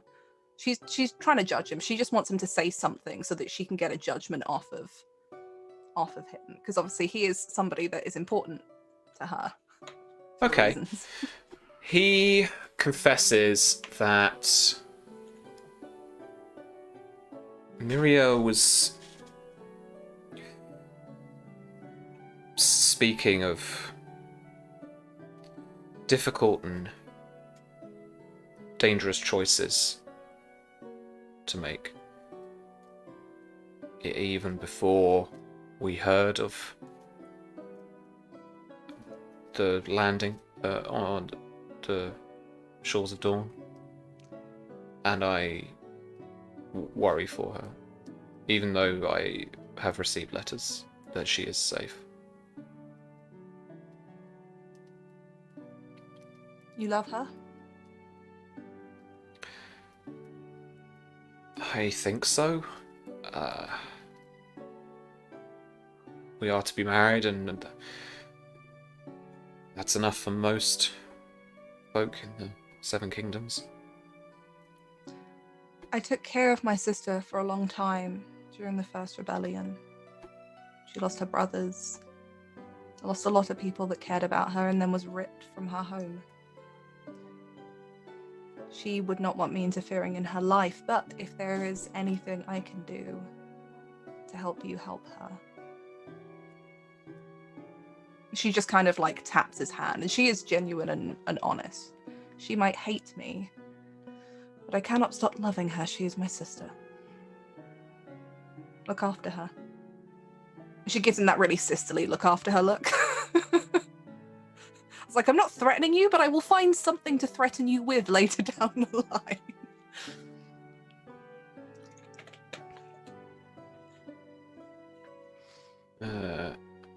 Let me think on that, because I need to figure out what he actually can do here.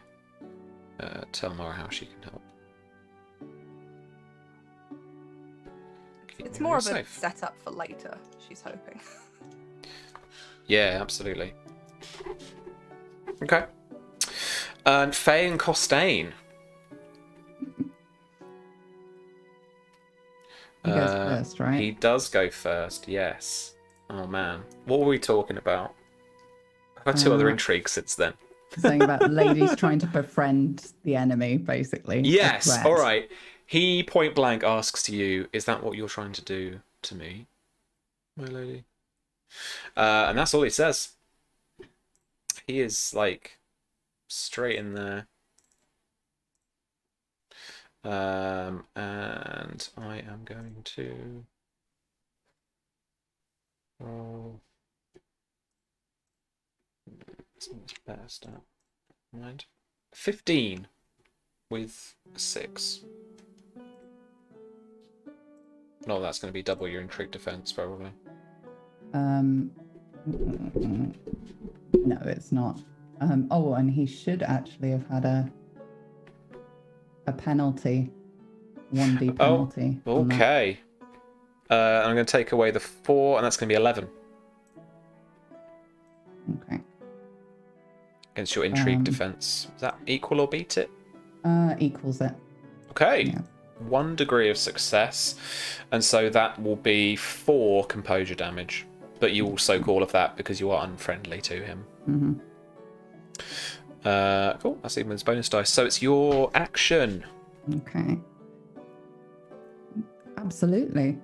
I must confess, I've heard stories that have made me a little afraid of you.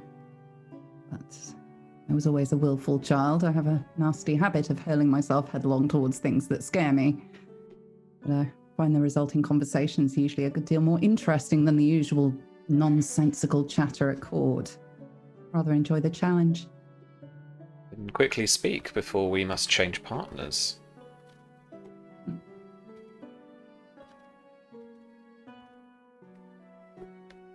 What do you think of this union? Truthfully. All right, roll your influence for me. So that'll be persuasion. Is it? What is it? Yes. Persuasion. Convince. If you're just getting him to basically just tell you straight, if you're trying to convince him to tell you.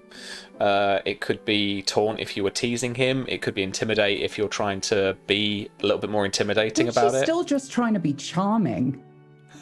She's trying to, like, much as I would prefer the bonuses I get from convince, like, she doesn't give a fuck what he thinks about their union. She's just trying to be like, I'm not an idiot. You might quite like talking to me. Charm it is. Yeah. Do I want a bonus? Yeah, I'll use my little bonus. It might make things interesting. Oh, a little bonus in the chat window. Yeah. All right. For funsies. Take that off there. You got to keep dice left. Yeah, I'll leave that. Yeah. 16. A 16 gives you 2 degrees of... no, it gives you 1 degree of success.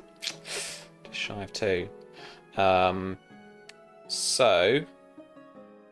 it will be your persuasion rank in damage. So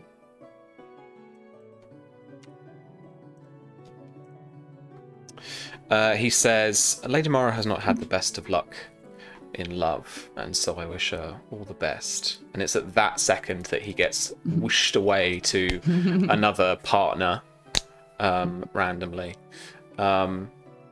You continue the dance with another couple of different knights before the song itself comes to an end. The next song to play, so the dance comes to an end. The next song that plays, ladies and gentlemen, is one that not many of you have ever heard before. And it comes as... for Enzo and for Faye, you'll know Lucius Cryer, but there steps up a kind of thespian-looking guy, slightly shabby entertainer's garb, and he looks a little older than the rest. But he plucks away on his lute and he sings Sapphire and Gold. On rough stormy seas, a brave captain of legend, beloved of all people but cursed to roam, sailor blind in the tempest with no star to guide him, through treacherous waters his vessel his home. O tempestuous ocean, deliver our captain to steer our ship truly toward sapphire and gold. And the verses and the choruses continue like that. And it becomes quite a bawdy song, even in its noble presentation. Samuel, whilst you are walking the halls, perhaps returning maybe to the Great Hall as you hear this tune, is there anything you want to do? Yeah, I mean, I think, he visits his father. I don't know if his father is like even really aware, like able to wake up, but there's a part of him and he's holding it back that is pretty emotional and scared on a lot of different levels about different things. There's some things he needs to say to his father, whether or not he's actually listening. So he goes in and he says those things in private, which I don't have to play out here. Sure. But, when he leaves his father's bedchamber,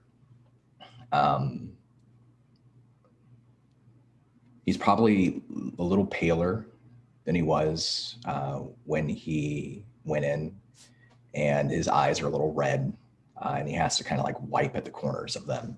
He has to re-straighten out his doublet and check his hair tie. Probably looks in a mirror, right? And takes a couple of extra seconds until until he actually feels like he looks like himself, the self that he wants to look like.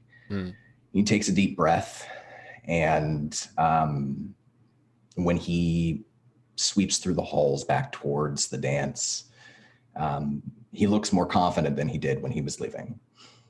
And he does, before he re-enters, will just ask one of the guards, did Lord Leo Tyrell leave? Was he so offended that he left? No, my lord. But he is over sulking in the corner. And your guard points over through one of the archways to where Lord Leo is nursing a cup, probably of cider. Is he watching his lady wife dance? Looks at him for a minute and pats the guard on the shoulder, and he says, good man. Keep an eye out. And you hear yet another verse of this song. On land neath a bough, a fair lady lay weeping, tales of her rich gifts drew lords from far and wide. But though many tried singing a ballad to woo her, not one was a match for the tune of her pride. O sweet gentle lady, deprived of a captain, lock up not your bounty of sapphire and gold. Mara, even though there is another dance, this affords you an opportunity to mingle. I think she probably sits this dance out in that kind of the way you do after you've been dancing for a while and you're like, I'm a bit warm and dizzy and I need to not for a minute, because I imagine there's a lot of spinning. Like a lot of turns. They have to make up the some of the steps to this one. Like no one knows exactly how it should go, so people are doing a combination of a few other songs that they know, and some of them are quite, courtly, and some of them are just doing the Titanic spin or something. I don't know. I imagine like turning is like the crutch of courtly dances, because you can just keep doing that and it looks like you're doing something and it looks pretty. Yeah. And I think she bows out, probably mingles around with a few people, and just says hello to people that she knows. Anyone who I'm sure there are people that will come and talk to her. Mm-hmm. That she'll have to, do the courtly thing of thank you for coming. This is like play hostess for a bit. Yeah. But then I think as that song winds down, she knows where the evening is heading now, because they've been feasting for a while and the dances, and this is where she goes to find Lady Faye, which is probably not hard because she's bright gold in the middle of this room. I think by this point she would be at the side of the room, having taken a break after the whole Costain incident, and she's listening to this song and kind of a little bit frozen. Is Enzo with her? No. Okay. And she is like looking across the room at him like, what the fuck have you done? Enzo is probably the one instigating a lot of the dances. I think, like, I imagine that crossing Faye's vision as she's like glaring at Enzo is like the blurry vision of Mara coming up towards her in her, she's got this red gown covered in gold vine embroidery, like layers and layers of stiffened silks and lace, and Mara comes up and you can see in her face she's smiling, she's happy to see you, but there's something else. And she comes up to Faye, who I imagine is like up against the wall, and she takes a moment just to look either side of her and just takes Faye's hand and says, there is something I'd really like to talk to you about. And she's very obviously giving you a smile that is like, we need to go for a minute. Behind Lady Faye is a knight that you don't recognize, but he pays particular attention to you as you approach her. She'll look kind of baffled for a second, and her cheeks are like bright red at this point. Yes, I think that might be a good idea. And she'll just nod to the knight that this is fine. He doesn't need to worry. And Mara does a second where she glances across the dance floor just to see if Enzo is around. If he's nearby, she grab him, but if he's clearly dancing, she will just ignore that and just go with Faye. I mean, I'm dancing. Oh, if he's dancing, she'll just leave with Faye. Okay. And she keeps hold of your hand, and you can see that Mara is putting up this pretense of like, everything is great, we're just gonna go over here. And we slip out of the hall past a couple of the guards. And she turns to one of them and says, if anybody asks about us, there's something I need to talk to Lady Faye about. We'll be back for the next dance, probably. Because she doesn't want to just it's courtesy. She can't just disappear at her own wedding because somebody will want to talk to her. And she leads you through some corridors through the keep until the music is quieter. There's no kind of stragglers hanging around the hallways. And you see as she turns one of the corners, there are a few of the Tarly knights there that she calls over as they go into a room. And it's a small side room that, like most of the ones here, have got wine and stuff that have been set up in case it's used for something, and some seating. And she shuts the door and the smile kind of drops. Like you see her visibly as the door is closed behind her. Are you unwell? No, but I feel that you might feel that way in a few moments, so you may want to take a seat.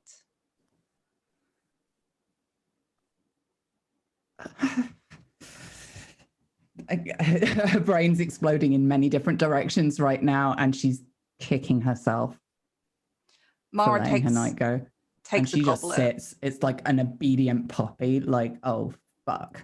Mara gives you a slightly confused look. You're not in any danger, my lady. I promise you that. That's why we're here.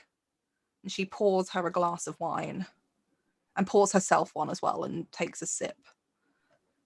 She'll take it, but she won't drink it. She's just playing with the goblet. Mara looks at her for a second. Are you worried that I've poisoned it?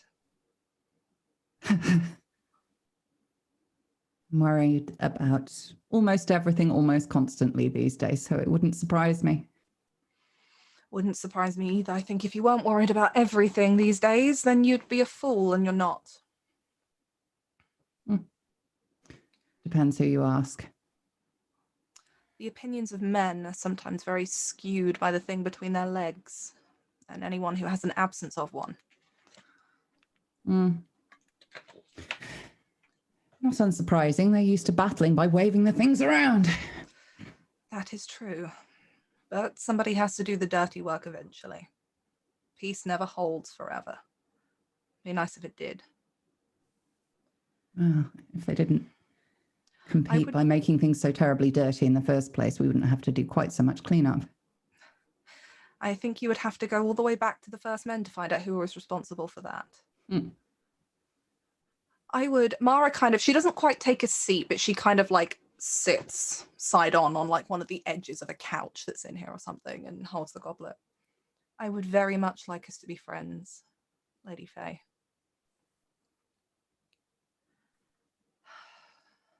Samuel cares about you. Of course he does. And I respect you greatly. And so there isn't really any other way that I can put this, but in the war that's to come, what side will you be sitting on?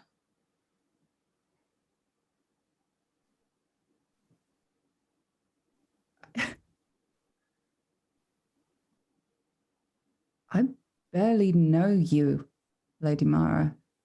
I know. When first we met, you asked a favor, and I granted that favor, and then you... The second time we met, you had been much changed, and I have been honest about the fears that gives me for my friend. What are you expecting me to say? I'm expecting you to be honest.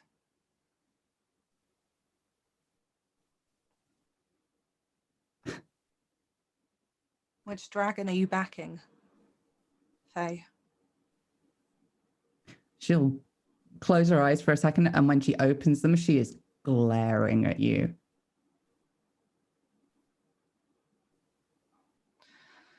That's what I thought. I'm sorry, it's an insensitive question, but we are about to be at war. Why do you need to know my position on this? You know my title. Because your position on this greatly depends on what happens when I leave this room.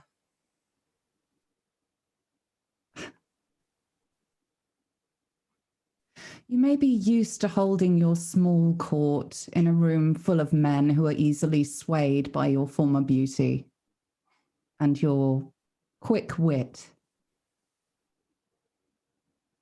But I will not be bullied by anyone in this place, let alone you. I have no intention of bullying you, my lady. But things are going to get very ugly out there very soon. And I would much rather that you were not involved in any of it. She looks instantly panicked. What do you mean? What have you done? Nothing yet. I'm here because I want you to be on the same side that Samuel and I are going to be on by the time this night is over. And what side is that? Old loyalties don't just die.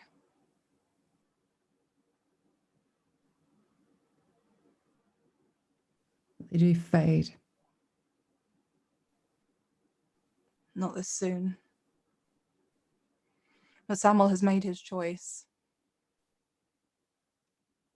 And we don't want bloodshed. So what comes next is to avoid that. And I don't expect you to jump to the side that is responsible for possibly what I could imagine is the worst loss anyone could ever feel. But everybody does have their price, Lady Faye. You will be here, safe, under guard.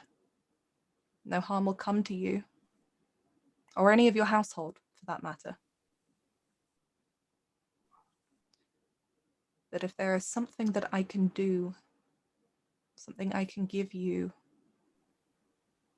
that will convince you to side with us when this night is over, and it's in my power, I will. Samuel will. Because I would really like to not have to keep you as a hostage or a captive. And I can't put you out there because he can't put you to the sword. No.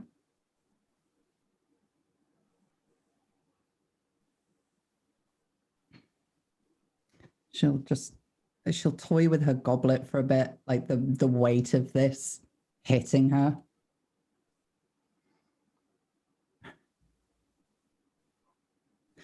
Lady Mara, precisely what are you asking me? I'm asking you to commit your house, your armies, and the armies of your vassal houses and bannermen to the Blackfyre cause. You know I cannot do that. Then what can I do so that you can?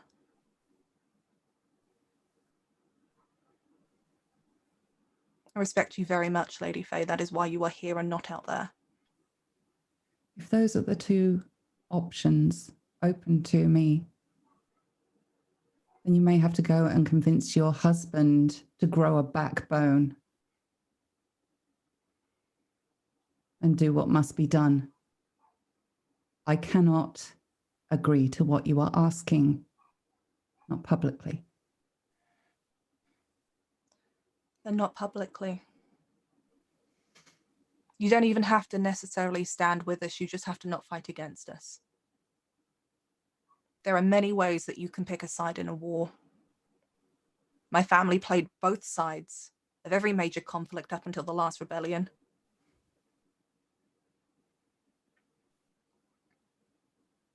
But I don't want you on the other side of the battlefield.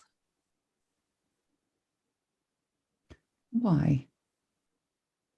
Because I respect you and because he cares. And because when this is over, the Reach is going to need people.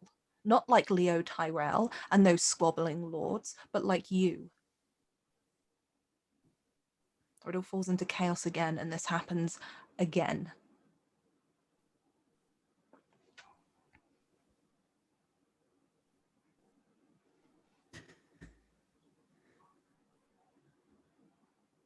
So tired of fighting. So am I. And I really hope that this war is the last one we have to fight.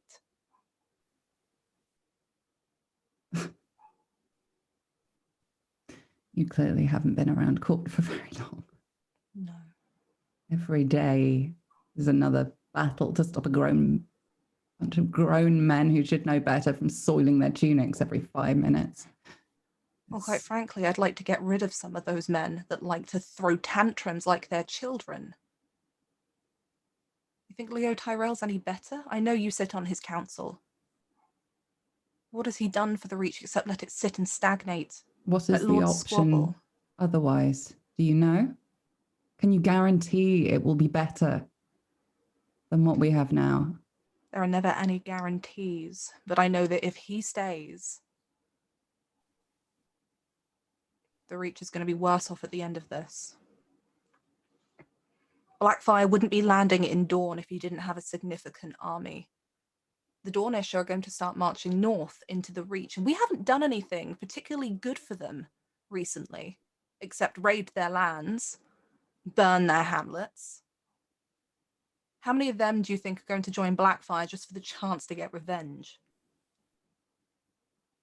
This isn't about who gets to sit on the throne. This is about who is best for the Reach. And the Targaryens aren't it. So again, what can I give you? What can I do to get you on the right side of this? Not for who sits on the Iron Throne, but for who has power in the Reach at the end of it.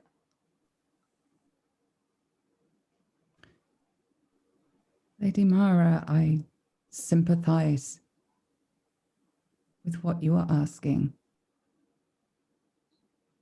But I cannot think of another way to tell you. You are asking me to make an impossible decision.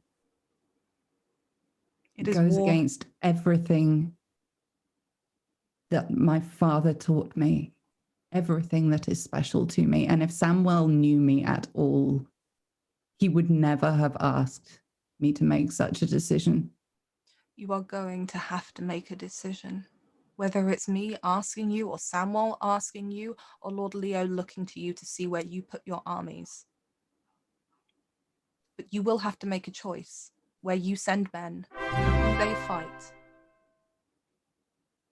Hassali has the largest army in the Reach. There are several prominent ex-Blackfyre supporters sitting in that hall with hosts who will likely join the cause. A number of Dornish houses, I expect, will also join. Between their old loyalties and wanting to take a stab at us sitting here for all of the raiding that we have done the last 100 years. She looks like she's checked out halfway through that conversation. She's got this little smile on her face, like she's just had an idea.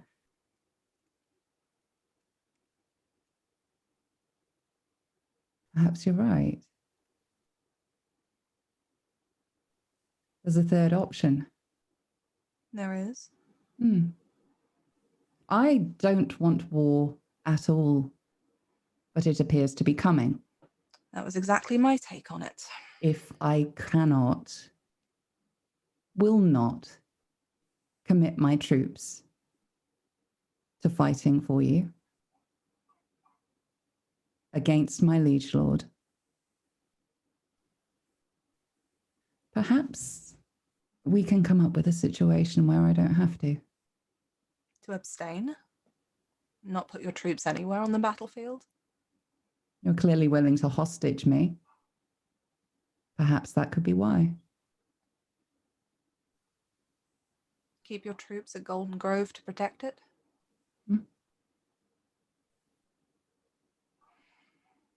So you wouldn't fight against us. You just wouldn't fight with us.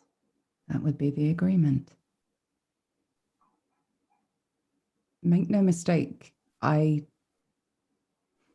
hold no love for any man put in a position of authority who does not have the bollocks to admit when that authority has been misplaced.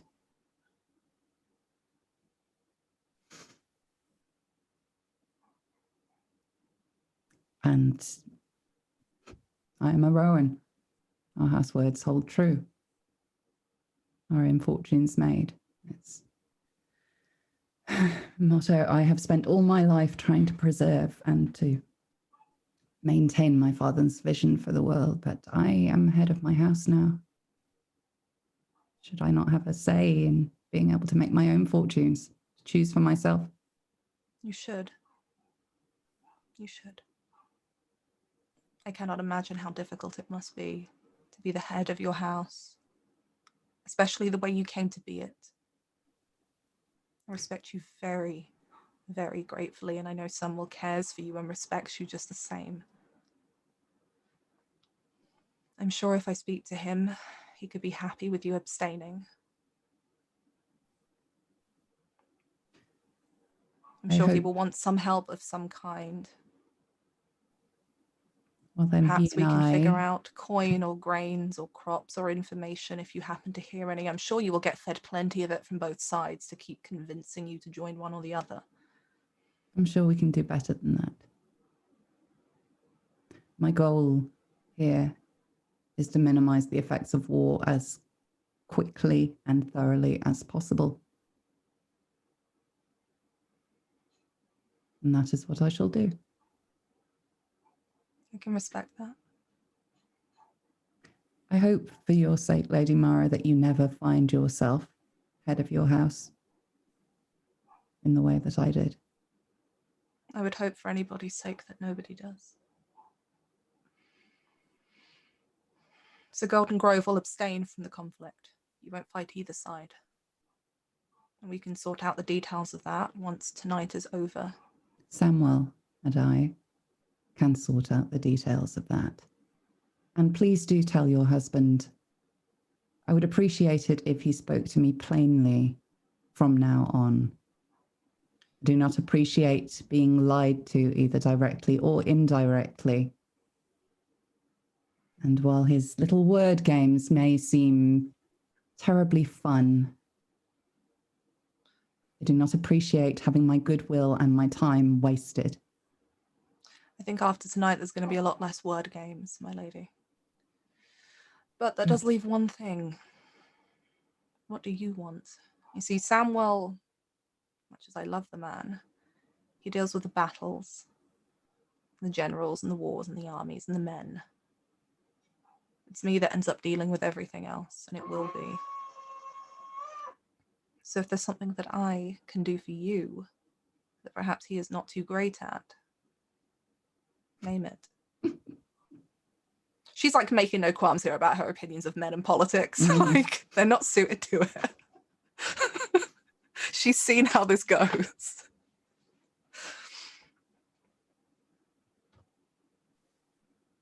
I think that decision you will have to leave with me. I may know this place of old, but how it stands at the moment, I've no idea what you could possibly offer me. Well, let's see how it stands after tonight. But I promise you, providing anyone from your household, I didn't see you come in with a particularly large retinue. As long as they lay down their arms, they won't be harmed. You won't be harmed. I think we both know that laying down arms is not an option for several of them, so let's come up with a different plan, shall we? I think that plan is already beginning, I'm afraid. But if there is somebody from your household you would like to protect,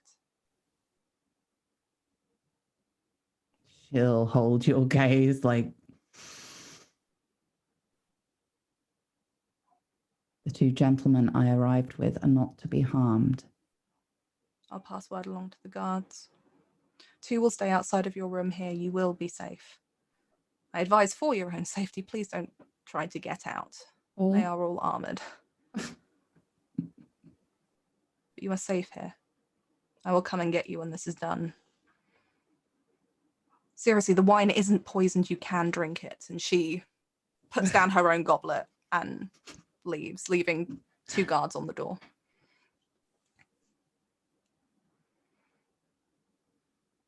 And makes her way back to the celebrations. Faye will just sit there, not drinking her wine, just rotating the goblet. Samuel, the dancing is coming to an end. There are some applause, and people are a little bit more in their cups now. Enzo's had a lovely time. But you wanted to head over to the corner of the hall, right? Yeah, I want to go speak with Leo. So kind of moving on the outside, making small talk just briefly in passing with anybody who kind of stops to, wish him congratulations or tell him how terrible he is, whatever it is. He smiles and he nods and he makes niceties as he goes along.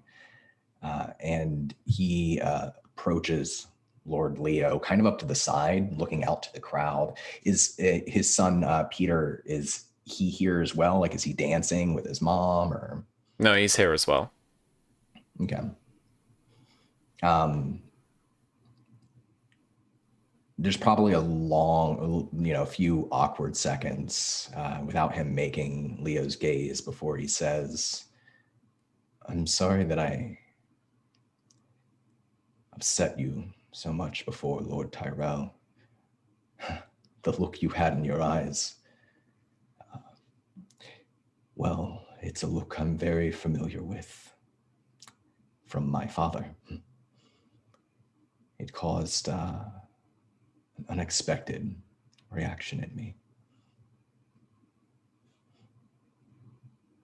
And he just stares into the hall, into the crowd, doesn't look at you once. Mm-hmm.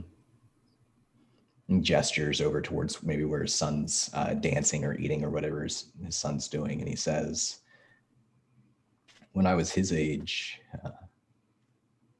there was an accident here at Horn Hill. It was my fault. And a peasant died because of me. And that was the first time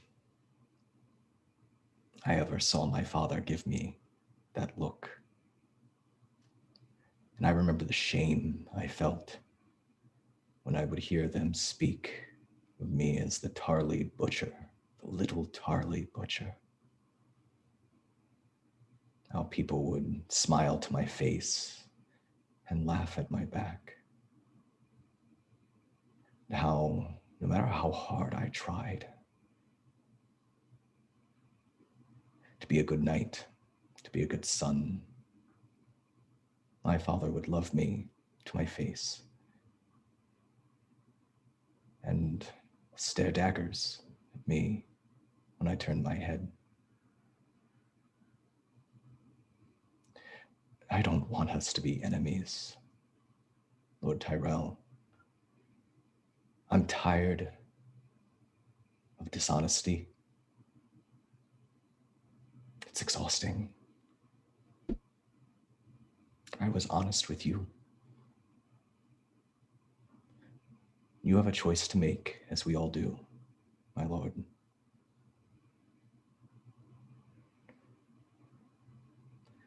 This isn't about our pride. It's about the Reach. It's about your son, what sort of world he's going to grow up in.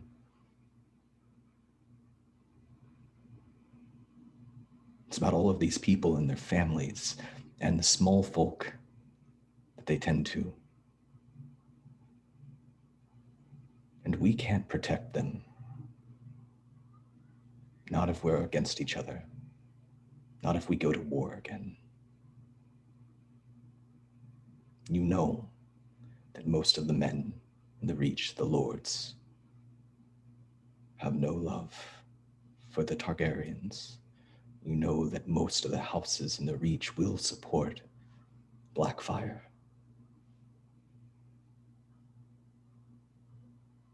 You can be their leader, my lord. You can be the one who unites them.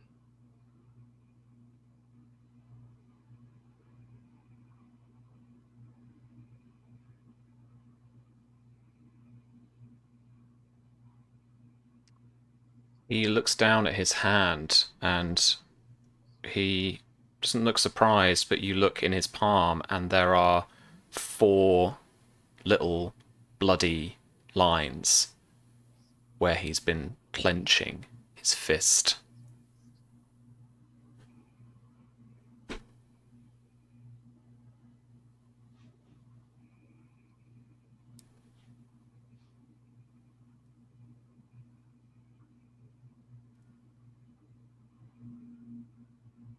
You are a traitor.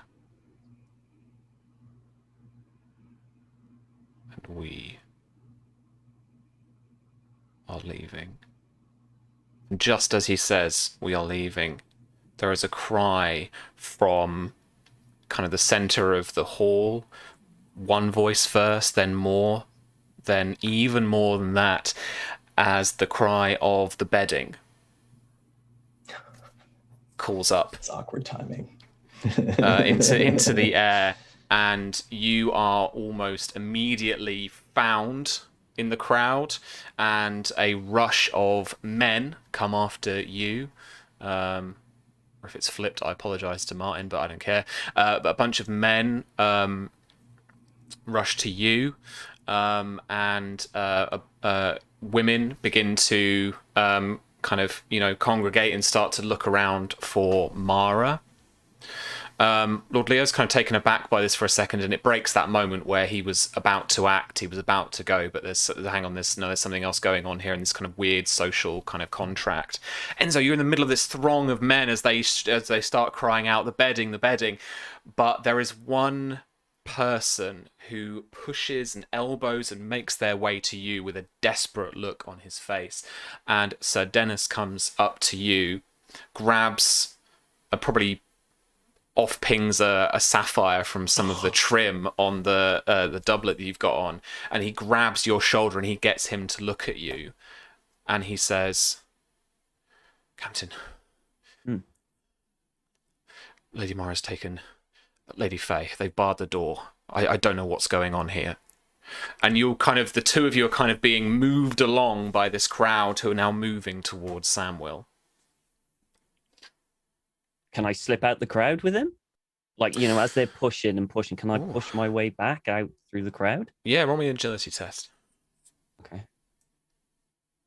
Hang on, let me just double check. Agility, it wouldn't be acrobatics. Dodge, probably. Yeah. 14? Yes. You just about can. Make this test for him. No, okay. The two of you. He takes a bit more, and he actually kind of like elbows a guy, who kind of starts, shouting at him, but he just doesn't care. He turns back to you. What do you mean? Mara took her now. Where did they go? Down the corridor. He doesn't like. He doesn't motion, but down the corridor behind me. 2 doors to the left. The door is now barred. Men guard that way. Is it just 2 men in front of the door? First, a group of knights. Great. Okay. Not a problem. Follow me. And I'll head down that corridor. Okay. Don, how does this play out with Samwell? And V, does Mara come back in at this point?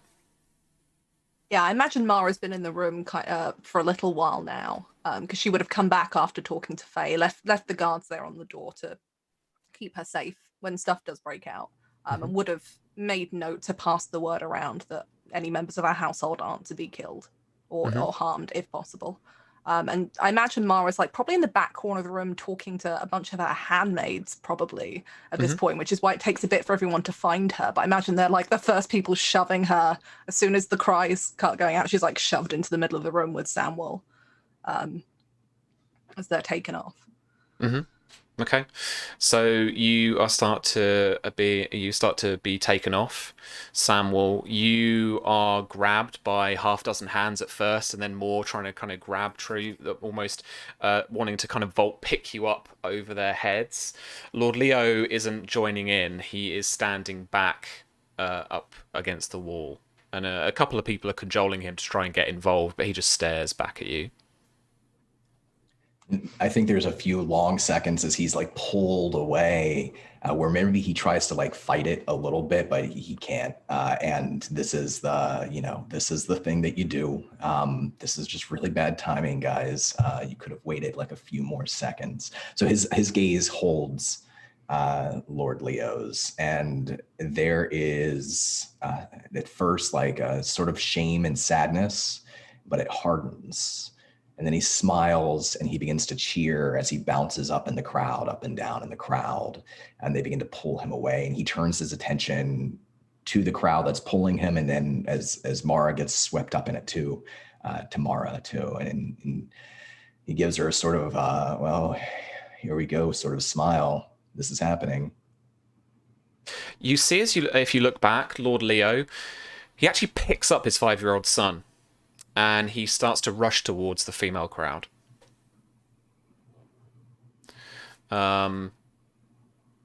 As he does so, he is kind of swept up in the commotion, and the two of you are basically kind of frog marched upstairs and up to what is being decorated out as your wedding chamber.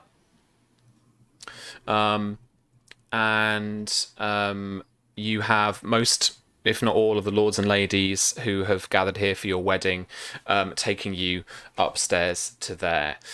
You are pushed into that room, and a few of the lords and ladies, I think they undress you. I think that's part of the wedding ceremony. At least it works in It's like the down to your narrative happens on the of way this, up, right? doesn't it? Like, Yeah. Oh, right. Okay. yeah. They're you start pulling. losing clothing as you go up there. Right. Yeah. Is from what I understood of it. Yeah, you're losing clothing as you go up, and then by the point at which you actually enter the bedroom and you're pushed up kind of just in front of your wedding bed, you can see around you the trap that you are springing. There are Tarly guards lining the wall of the room, and you have the lords and ladies that you've invited here effectively partly in this room and also in the corridor outside, to do with as you like, kind of. We'll have to make probably a few rolls of depending on what you want to try and do. What I would say that makes it extra juicy for this is that Lady Casella is certainly inside the bedroom, but Lord Leo is just outside towards the back of the crowd with his son. The son. Yeah. All right. But the two of you are stood partly naked in front of the bed, and you have your men surrounding the lords and ladies. Okay.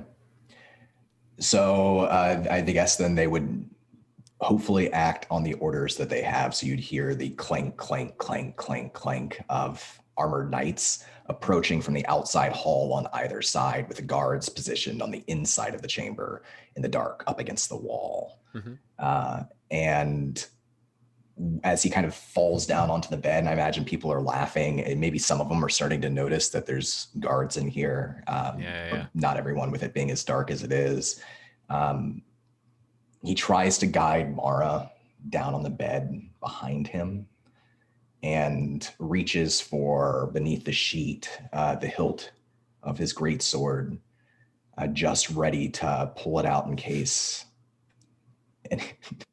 The great sword, in case anyone comes at him. But once everyone's in position, it's a flurry of motion. Mm-hmm. One of the sergeants, the captain of the guard, calls for all knights to release their weapons and drop their weapons, for all loyal Blackfyre supporters to step aside, and for the capture of Lord Ellery Peak, Lord Hightower, Lord Leo Tyrell, and their families. And their weapons are drawn, and if there's resistance, they have the order to cut down knights, not lords. Okay. I'm going to have to focus in on a couple of fights, I reckon, because we, even though we're overrunning, we're not going to have too much time left. If you've got your unit's stats up, I want to do a quick fight with Lord Leo. Okay. As he will draw his sword and he will resist. He tries to get his son to stand behind him, and then he will he will cry for his wife, and he will try and create a gap for them to get out from. So this is characters attacking units. A test against the unit's combat defense is normal. Each degree of success deals 1 damage, ignoring AR. Okay.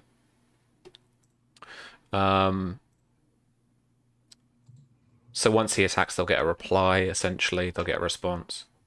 He is going to fight with... Oh, he put all his bonus dice into spears. What a chump. A 22 good against their combat defense. All right, so that is going to be I mean, their combat defense is really low. That is going to be 3 degrees of success. Wait. Okay. 7, 12. Yeah, 3 degrees was. Wait. Plus 15 is 4 degrees, right? Yes, it's 4 degrees of success. Plus 15 is 4 degrees, yeah. Yeah. So that is going to be 16. Well, it's not going to be 16 damage, sorry. It's going to be 4 damage to them, to their health, to their morale, ignoring AR. As Lord Leo does quite a good job of, cutting down a few of your knights that you have, holding his own. Swords are drawn immediately in the corridor. There's a absolute clusterfuck of commotion as hedge knights, bodyguards, men-at-arms reach for the weapons that they have. Ladies scream and cower. There are a couple of male courtiers as well who try and duck out of the way, they kind of kneel down. They don't want to get hurt. They do anything they can to get out of the way. And Lady Casella is going to have to make an athletics check to try and get to her hubby, I think. This is going to be 15. This is going to be quite difficult, and actually she can't make it at all. So Lady Casella is stuck on the other side of that doorway as your guards inside there start to move in. Are you attempting to close the door in order to kind of break up the group, or are you trying to contain everyone? That's a good question. Are you trying to contain them? I mean, because Leo is on the outside, they got to get Leo. Like, that's their number one target. That's their focus. So they're not going to shut the door until, unless it becomes a strategic reason that they have to. But they have they kind of have the advantage here. So they're going to push it. I think they're going to go for Leo and his family at the same time. Yeah, sure thing. I'm curious, because Samwell might get involved here, might not, because he's pretty much naked. What's like Ellery Peak and Hightower? How are their kind of responses to this? Just out of curiosity. I imagine that Sir Ellery is surprised. Probably in a little, of his cups, and he pretty responsively reaches for his sword, but because other people are doing that. Lord Hightower is not a fighter, and so he takes a few steps back, but essentially I think would surrender after some argy-bargy with guards and stuff. Okay. Does Leo have any defenders, or is he just kind of fighting on his own against a bunch of knights? I think he's fighting on his own. All I right. have one question, Sam, just out of interest, because the Tarly Knights would have called for Blackfyre supporters to step aside. Do we see anybody that is obviously either trying to aid them or has decided to step aside, realizing what's going on here? It's just at this second there's too much, or too much of a throng going on, that like people are still reacting. People are still figuring out what is going on, and it's more because there is an armed presence here. That is more everyone's concern, rather than people trying to shout, "Oh, me, I'm okay." Like, everyone's just like, "Oh, fucking what? What's behind me? What's ahead of me? Do I have to try and defend myself?" Like, it's all just a bit crazy right now. So no one's made themselves known yet. Or surrendered yet. There's a big mix of that. There's a mix of people who aren't fighters and they're kind of cowering or looking like they're going to surrender, and then there are a few knights and fighting lords who are like, nah, fuck this, like we're getting out of here somehow, basically. I can imagine. Right, characters taking damage from units. The unit gain +2 dice on their test, on their attack. Okay. So going fighting off obviously fighting lords who are drawing their weapons, or knights, they'll if they draw, then they'll be cut down. except for the Great Lords. But the knights, if they're being fought back against, and a couple of the Tarly knights are quickly killed by Lord Leo, they are not opposed to roughing him up if necessary to get him to surrender. So they will target Lord Leo Tyrell. And remember, if you defeat him, you choose the nature of his defeat. Oh, You yeah. don't have to kill him. Yeah, I didn't want to kill him. A 26 with 2 6s. That is 23. That is not quite 4 degrees. 3 degrees of success. No, sorry, I'm looking at the wrong thing. I'm looking at the wrong thing entirely. And let's get rid of that for a second and get rid of that for a second. That is 4 degrees of success. Okay. And what do 2 crits do? They do... Let me double his defense. Let's see. For normal combat, they would... reduce the AR. Sundering hit, and he isn't wearing any AR. That doesn't really matter, yeah. That's 32 damage to Leo Tyrell. Jesus Christ. I mean, he tries to make a fucking heroic go of it, but he does go down in the end. So how would they handle that? So I think the Tarly Knights fall back after his fierce retaliation, and they lock up a shield wall with tower shields, and they form sort of almost like a half circle around him. So as he's striking out with his spear and trying to push to his family, they're just slowly clomping in and closing in with their shields, their tower shields.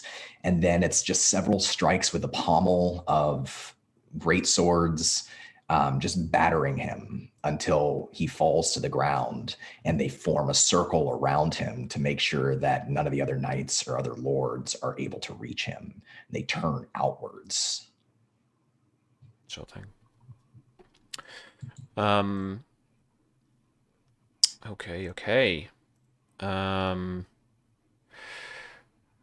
But I think there are enough of them, and that it's not like this is a unit of infantry, that they will, they will take a bit more morale damage. Probably a couple more knights will unfortunately bite the dust, but it won't be enough to disorganize or rout the unit or anything. So, they will slowly overpower the group of lords, ladies, and knights that are here in the corridor and just inside the room.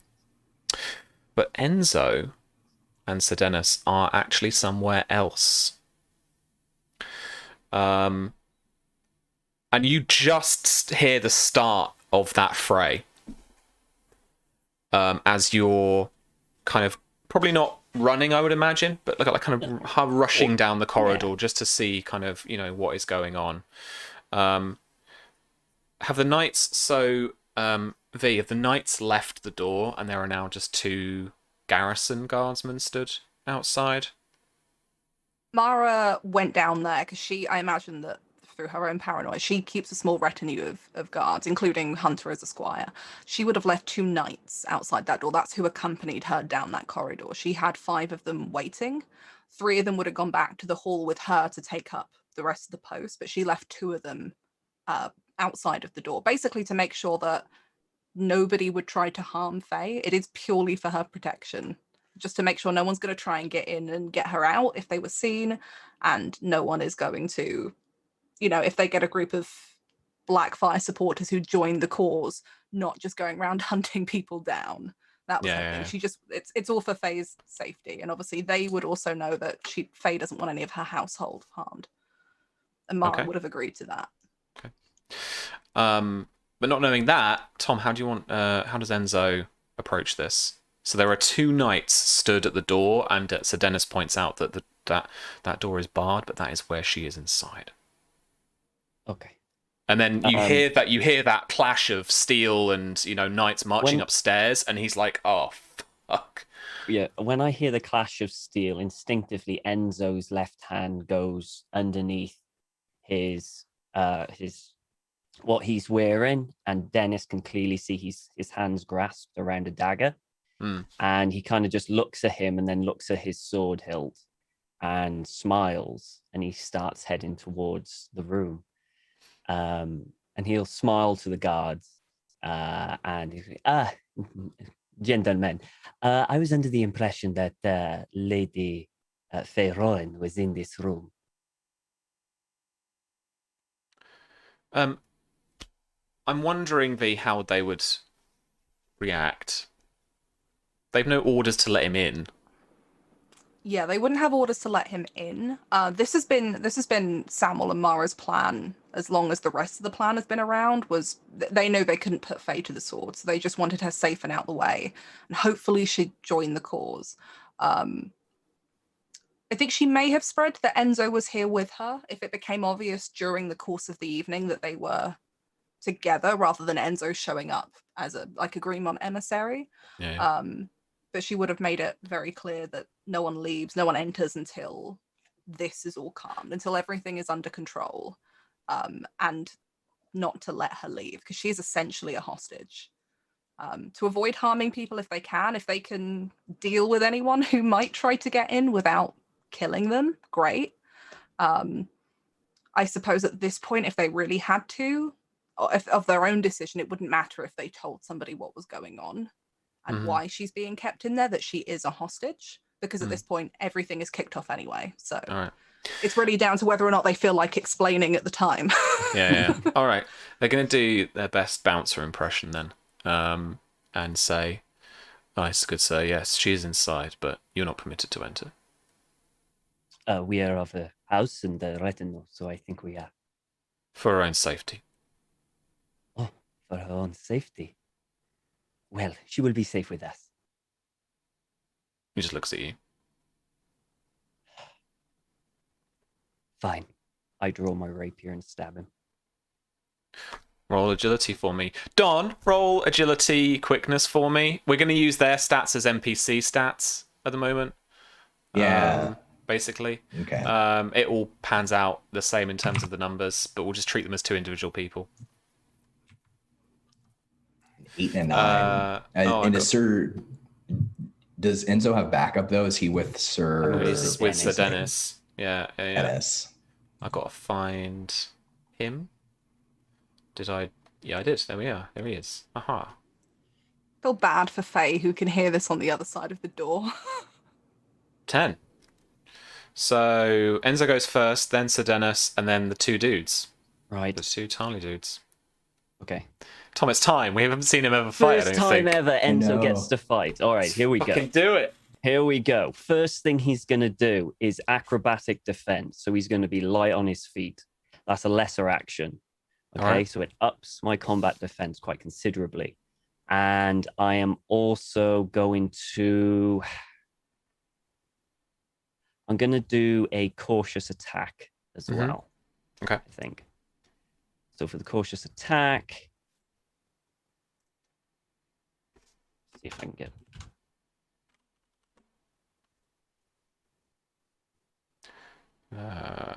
14 with the 6. That's the 3 combat degrees defense. of success. That's how Their many? combat defense, then 3 degrees. They're knights, so they have a combat defense of 2. That is 12 points of damage. All right. Soak that with their armor, though. I'll start tracking this. Nice. 12 points. Okay. So these knights, the Tarly knights, they wear plate mail armor.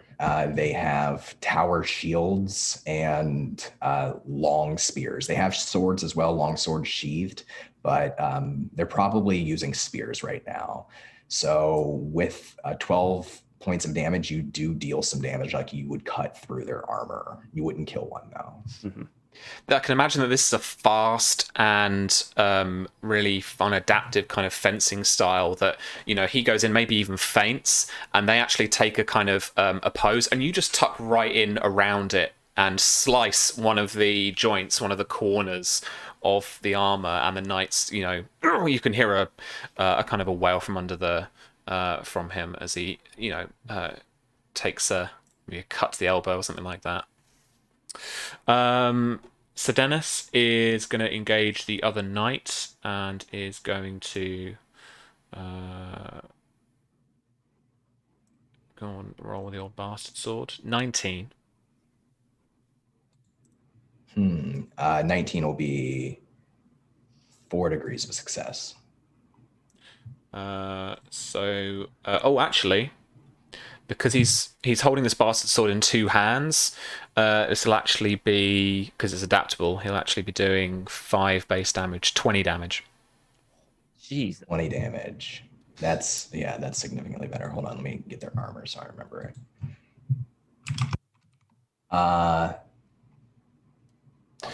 So these are tertiary NPCs. Is he attacking? Yeah, is he still attacking the same one that Enzo attacked? The other guy.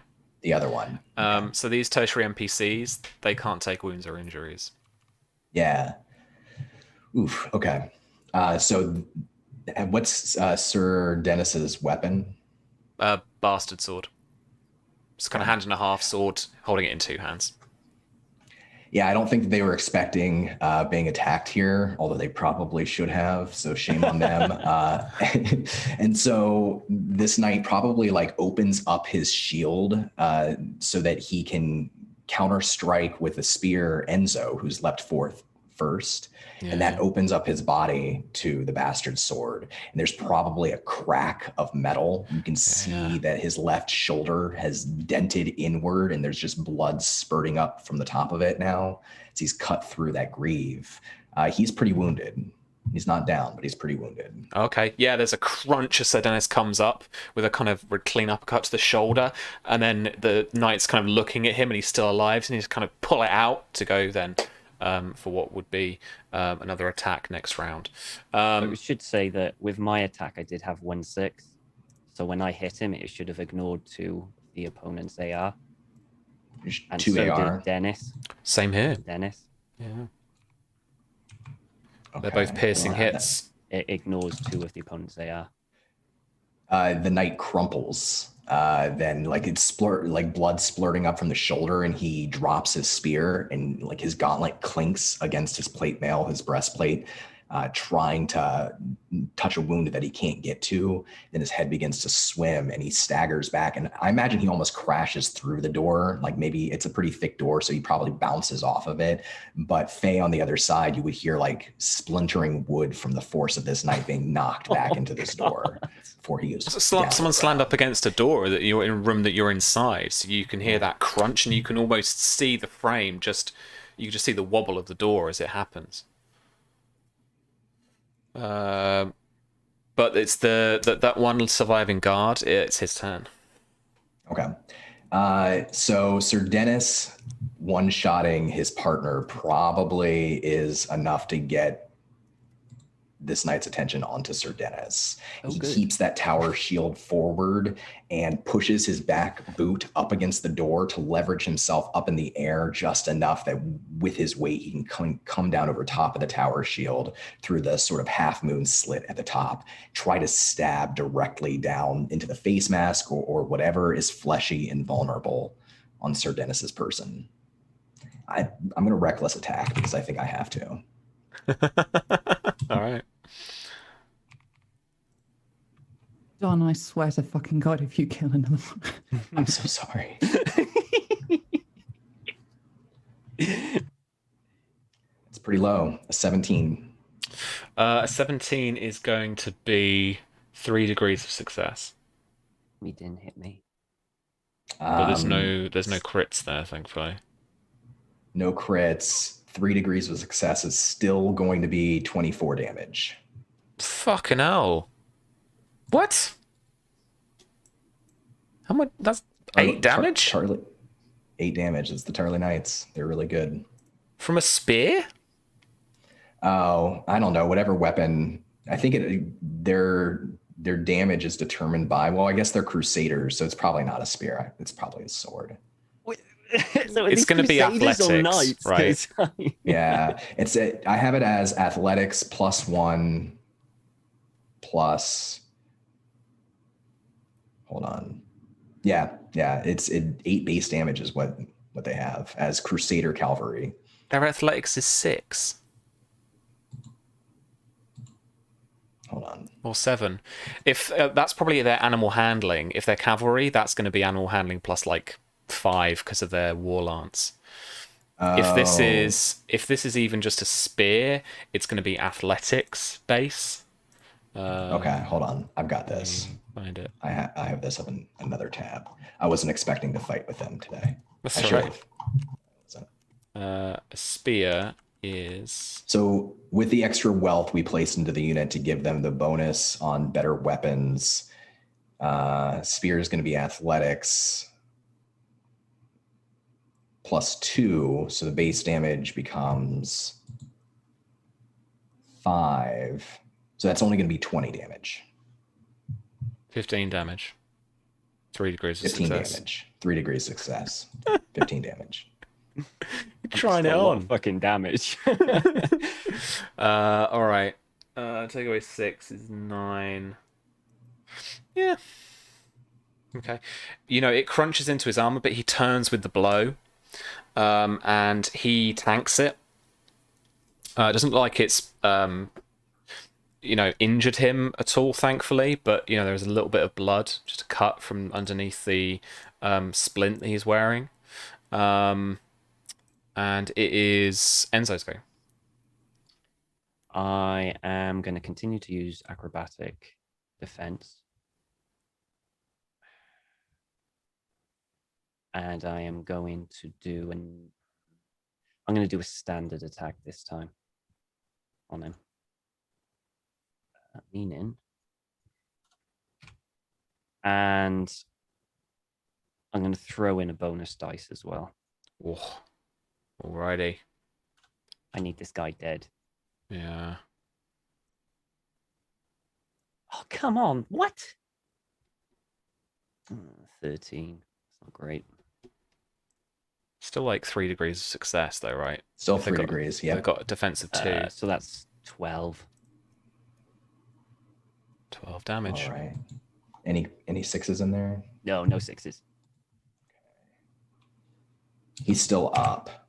But I imagine like Enzo, because he's opened himself up to the side to you, that you can kind of reposition him too if you want somehow with your attack. No, I quite like it. He's hitting Dennis. As long as he's not hitting me. Keep him there.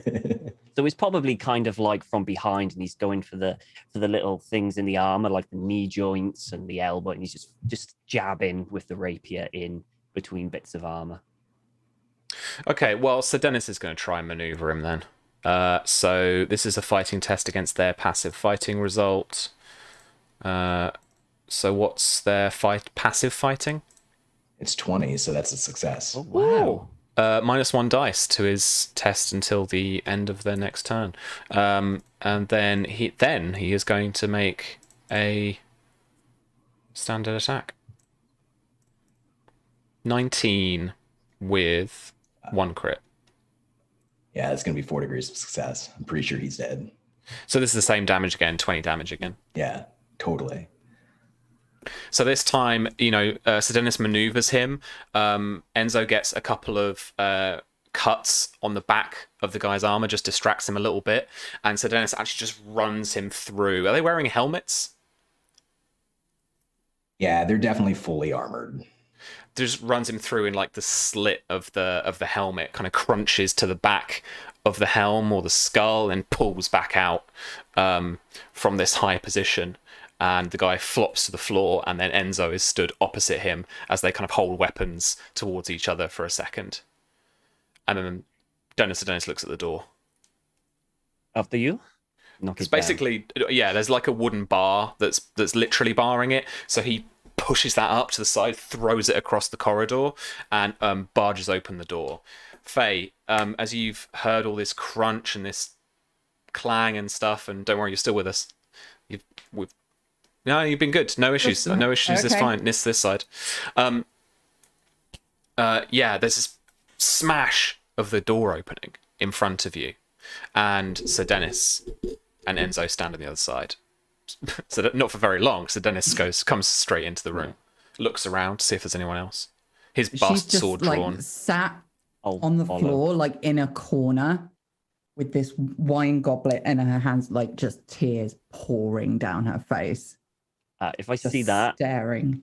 I'm going to immediately put my rapier away and my knife and go down to her and just like get her level. Go, Faye, we need to go. Oh, thank you. And just chuck her arms around his neck. Just, you can feel her whole body is shaking. This isn't even romantic. This is like every one of her worst fears just came true for a second, and she's just inconsolable.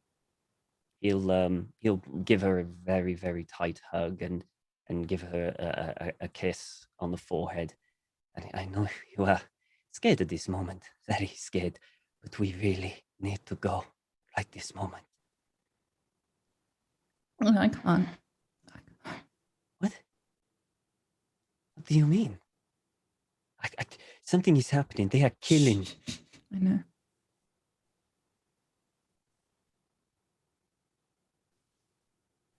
You'll be safe. She said that you'd be safe. Oh, Mara. My lady, Hey. we have to go. we have just killed 2 of their knights, and they will not take kindly to that. I will not have you a prisoner in this place. Come with me, and we can get you out and return to Golden Grove. Please. For what? For them to all fight in a war? I can stop this. I can stop it. Faye, it's already started. You can't. Don't tell me what isn't possible. You don't know. Run if you have to. I'm staying here. And she'll just sit back down on the floor and cross her arms across her chest. If I stay, they will kill me. I am not of nobility. I killed 2 knights. You must come with me. They won't touch you. I made an agreement.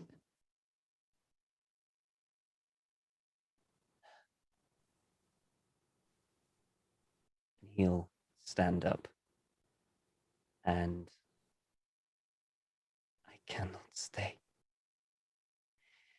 Stay if you must. But I will die if I stay.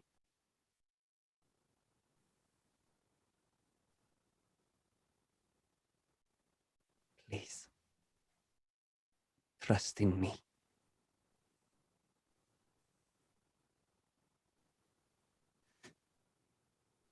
Go on. It was always going to happen eventually.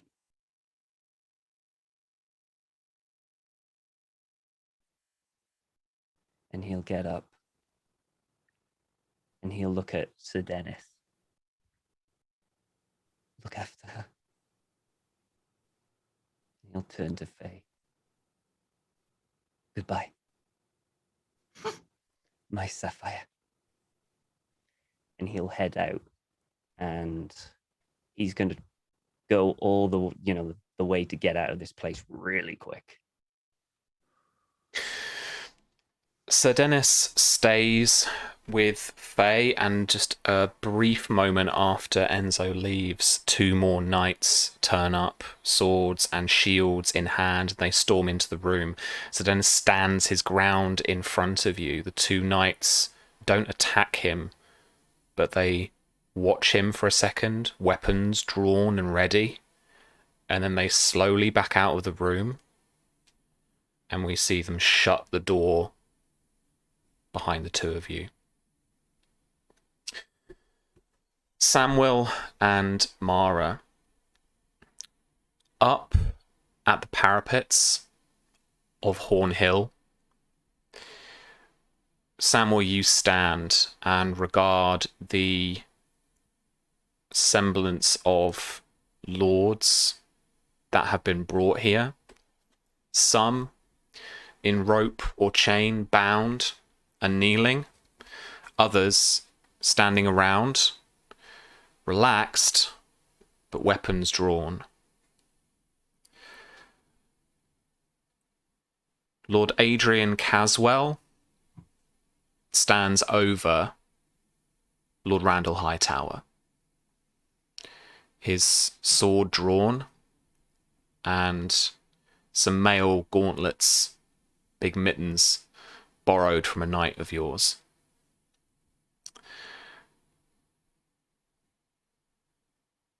Sir Aubrey Ambrose is kneeling, his hands bound, and he's clearly had a smack or two.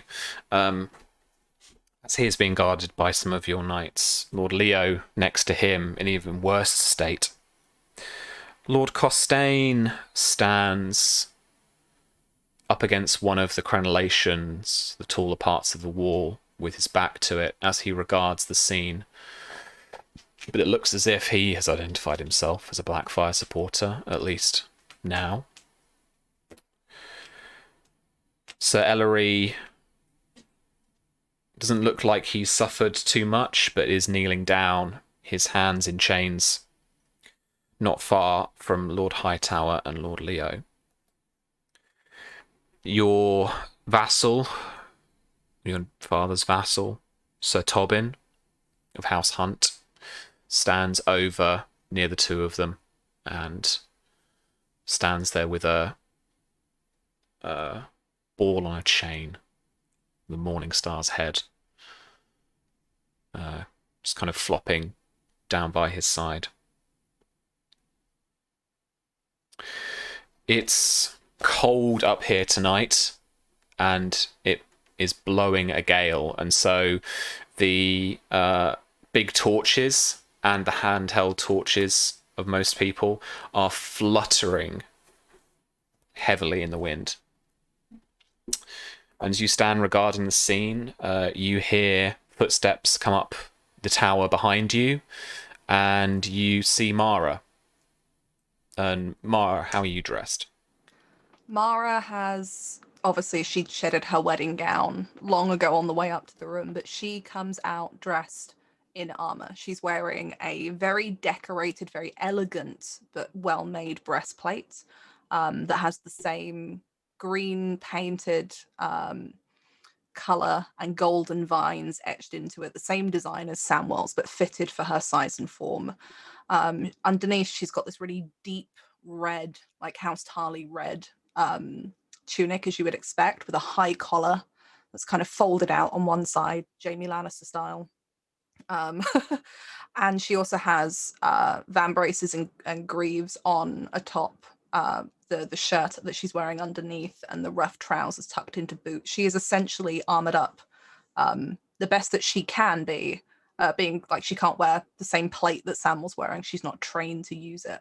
But she also has Samwell's rapier at her side, which is probably a common sight for anyone around Hornhill. She carries that around a lot. But she is effectively the same as Samwell. She is armored up as she stands on the parapets, and she walks over towards Samwell, but her eyes are over on Ellery. As she kind of takes in the sight, that's where they settle. Go on, Don. Samwell is dressed in his standard armor, same armor he wore for the tournament. So it's full steel plate, painted green, shoulders etched with golden vines, and emblazoned across the center of the breastplate is a small pattern of alternating golden and metallic red arrows. He's not wearing his great helm, but he does have in his hands, held down between him, a blade that he took from the mantle of the house. The hilt wrought in the shape of a bow and arrow, the pommel fashioned as an arrow fletching, and the crossguard forming the limbs of the bow. It is the sigil of House Tarly, the huntsman. It is Heartsbane, his father's sword. And he's taken it up for this scene on the parapets in the cold. He's still gathering his thoughts about him as people are slowly brought to order and brought here, and people are identifying who they are and what they're going to support. And I do think that there's a moment probably before Mara comes up. There's like a small thing that he says to Ellery when Ellery's brought down and kneeled at the edge of the parapets. And he drops down to a knee too and puts a hand on his shoulders above the manacles on his arm and just sort of whispers to Ellery, Maegor Targaryen will not survive this war. But you and I, together, we might. And he squeezes his arm and gives him a meaningful look in the eyes. I want you to roll a persuasion test for me with convince bonus dice. These are going to be quite difficult tests. So, Sure. as this is a real fundamental shift in a character's allegiance, if you succeed. B, you can, thanks to your intrigue with Ellery before, you can lend Samuel half your rank in persuasion as a modifier. 2. 2. Okay. Mm-hmm. Be 19.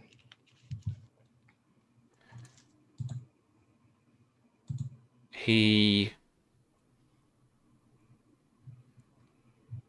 looks up at you. His lip quivers for just a second. He says,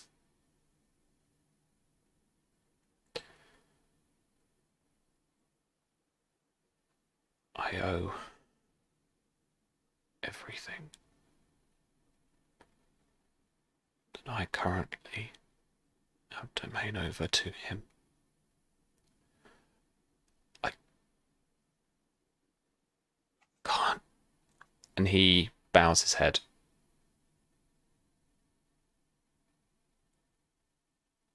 Samuel stands up after squeezing his shoulder and steps just a couple of paces away as Mara kind of takes his side.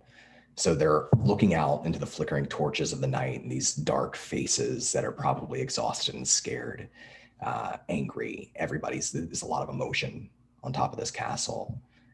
And he speaks to the crowd. He says,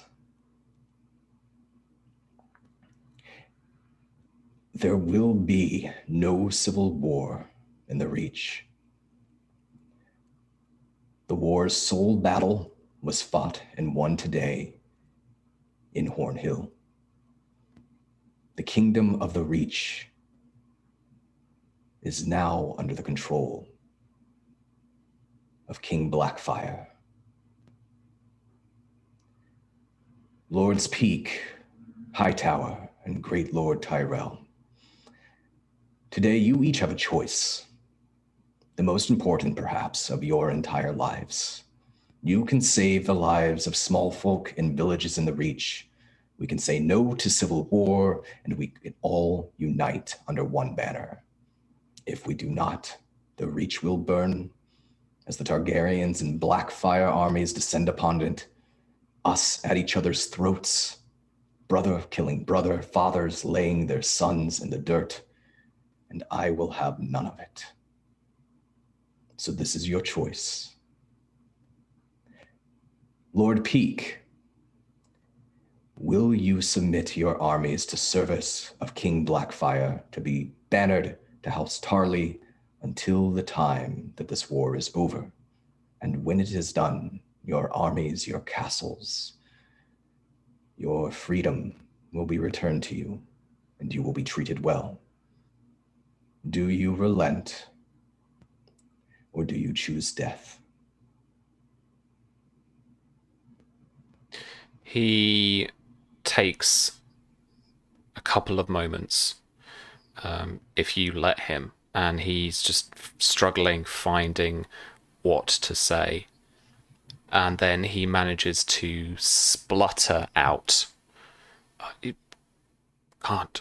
And then he bows his head again. barely audible above the wind whistling through the crenellations. There are 3 lords lined up at the edge of this parapet, their heads just like up against the sort of break in the ridges of the parapets. So I imagine at this, Samuel gestures, and the knight that's overseeing Lord Peak pushes his head up against the edge of the parapet. And Mara will hold to wait.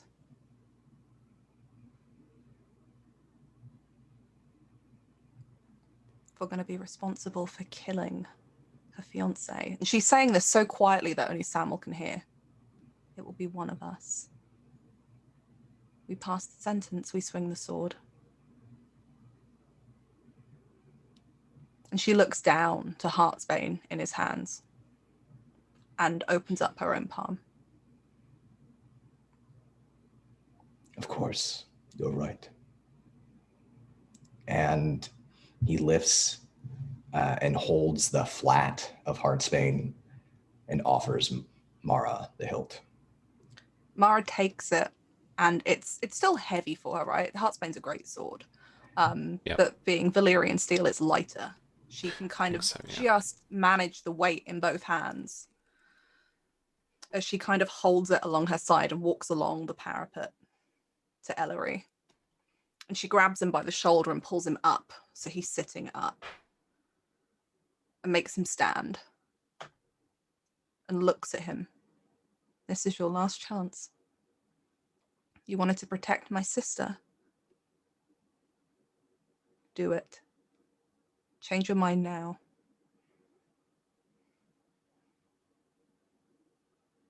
She's not really convinced that she can convince him, but she has to say it.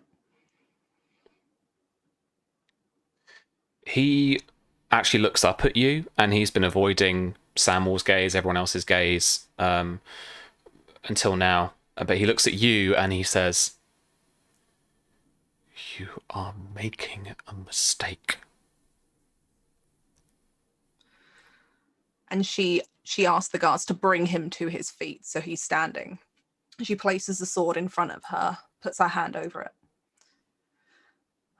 Ellery Peak, in the name of King Daemon Blackfyre, first of his name, rightful king of the Andals and the First Men, lord of the Seven Kingdoms and protector of the realm, I sentence you to die. Do you have any last words?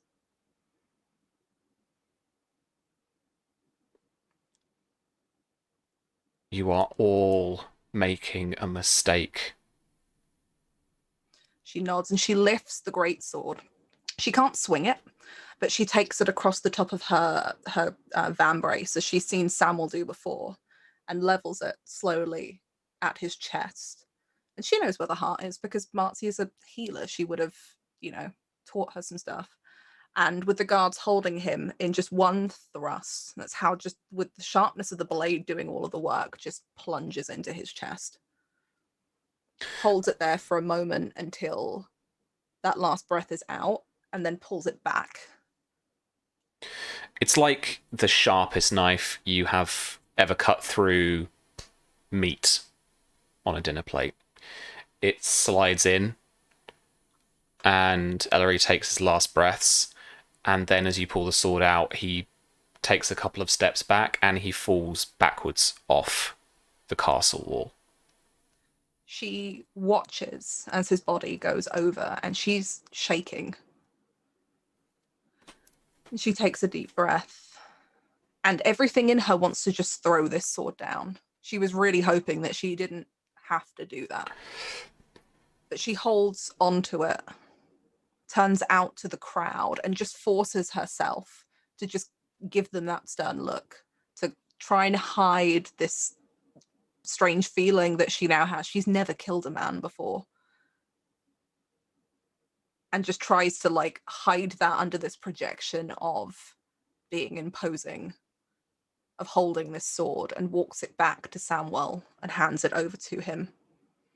He meets her halfway too, to kind of help steady her too, because he knows he can notice just the slight shaking of the armor. And he grips it and holds her gaze meaningfully for a few seconds, manages just a tiny smile. It is not his usual smile, it's weak. But then his face hardens and he steps forward towards Lord Hightower. And he says, Lord Hightower, your wisdom and your skill, your realm, the city of Old Town, is very highly regarded across the Reach. Today, you have the opportunity to swear allegiance to King Blackfyre and bring the Reach together. And in doing so, swear your armies to House Tarly until the war is over. My lord, what do you choose? Before he can answer, you hear a call from behind you. And Lord Costain says, "Kill him, my lord. Allow me to rule Old Town for you and for his grace."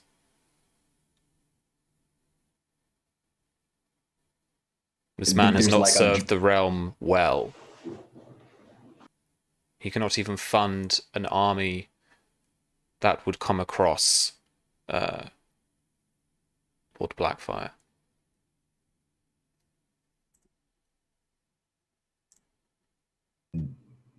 The torchlights dim a little bit, I think, with the voice of Costain. And Samwell chews his jaw and he looks back down to Lord Hightower and he says, despite the ugliness of what's happened tonight, there is a measure of honor here that must be held. Lord Hightower, I will not take from you the same choice that I'm giving all of these lords here tonight. Know that if you refuse, it is Lord Costain and his house that will take Old Town. It's not just you that will fall, but all of your family and their descendants. Everything you have built and your ancestors have built will fall. Or you can help us unite the Reach. What do you say? I want you to roll persuasion for me. Convince. I'll give you bonus dice for that awesome roleplay.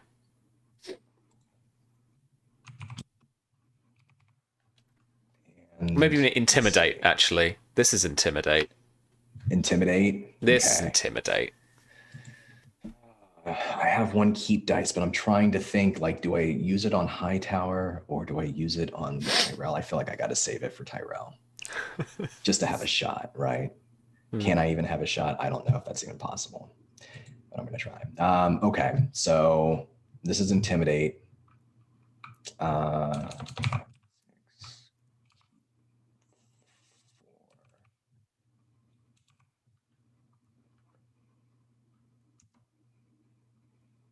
19.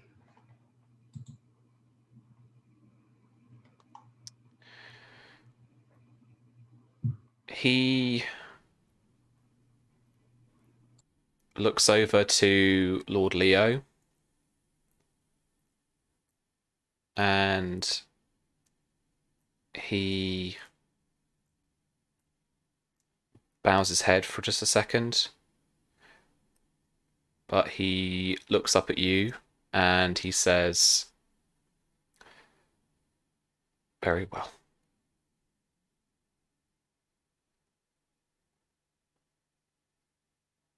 Until the war is over, until your armies are returned to you,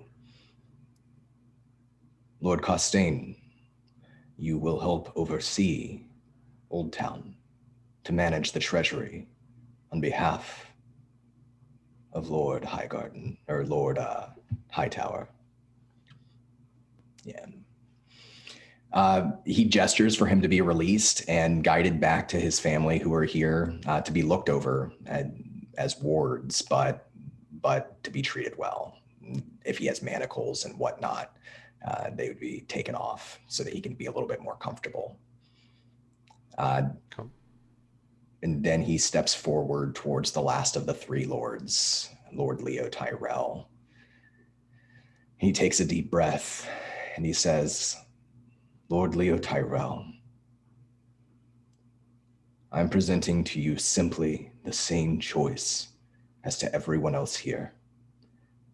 But know, if you refuse this offer to give the armies of House Tyrell to House Tarly and to Blackfyre until the war is over, this same terrible choice you face now will then fall to your young son, far too young to have to make such a choice.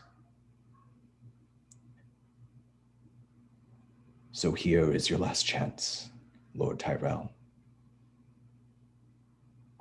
Unite the Reach, fight at my side, and when it is over, return to Highgarden. Or die. You need to make that same test for me, please. Persuasion. Convince this time. This time I am going to use my keep die.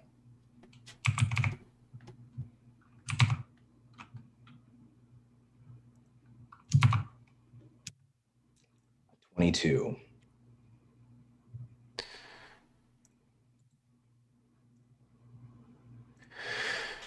I am going to... Well, actually, I'll tell you in a second. But he says... See, my lord, while you are first in battle, we are always growing strong. And you will find Tyrells in the weeds of the garden that you cultivate from this night. I will never betray my realm and my king.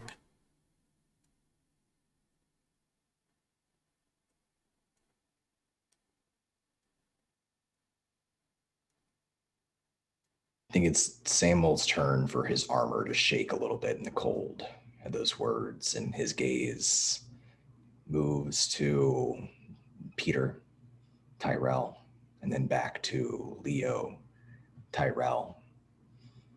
And he steps forward.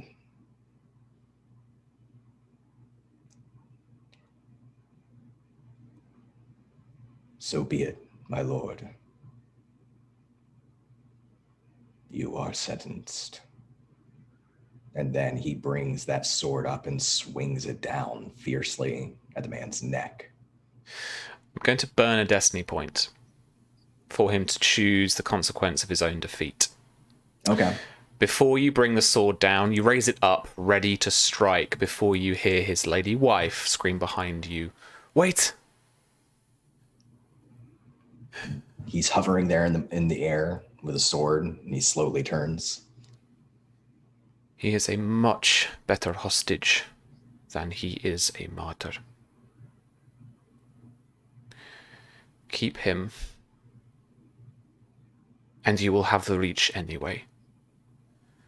And no more blood needs to be shed this night. And he looks to her, and he nods, and he says, "Then you will write the letter for him, my lady. You will sign every copy along with Lord Hightower.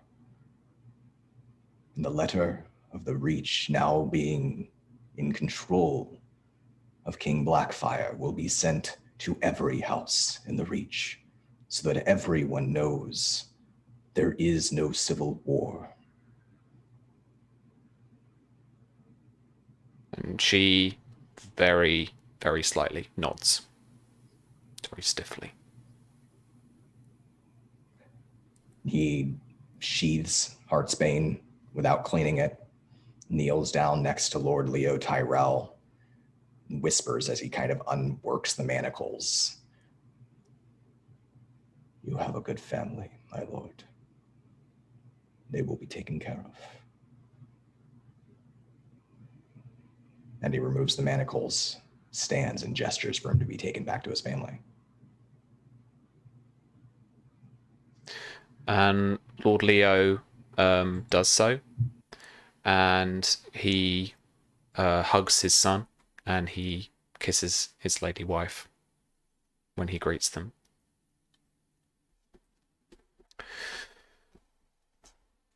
Of the remaining lords that are knelt down, Sir Aubrey is still there, but he very quickly acknowledges King Daemon II,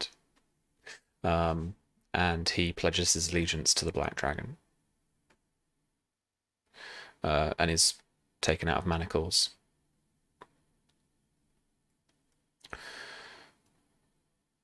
And so I would guess your wards, your prisoners, are escorted back down into the keep proper, and as much as they can are given quarters and start to try and consider what to do at this point, really. But Enzo,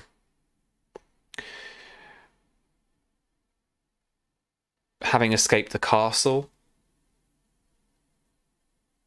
down ahead of you in the evening, the darkness of the evening, are 24 campfires that you can see, various tents, and it's the camp of the kind of entourages and camp followers that have followed the lords and ladies here to this wedding. And so far, you think you are the only person to leave the keep. What do you do? I have a question. Mm-hmm. You know, I hired those group of people a while ago. Oh, yeah. Would they have followed me here? If you want them to. If I could, Mm-hmm. that would be great. So I can't retcon them into the scenes, but they can be here. That's fine. I don't. They wouldn't have been in the castle. They would have stayed out there. You know, I couldn't get them in the castle as well. Yeah. So everything seems normal. For the moment, there's even music. In that case, Enzo is going to walk through the camp like nothing's happened. He's going to go immediately to them. Tell them to get their things, supplies, a couple of horses if you can, just anything, and to follow.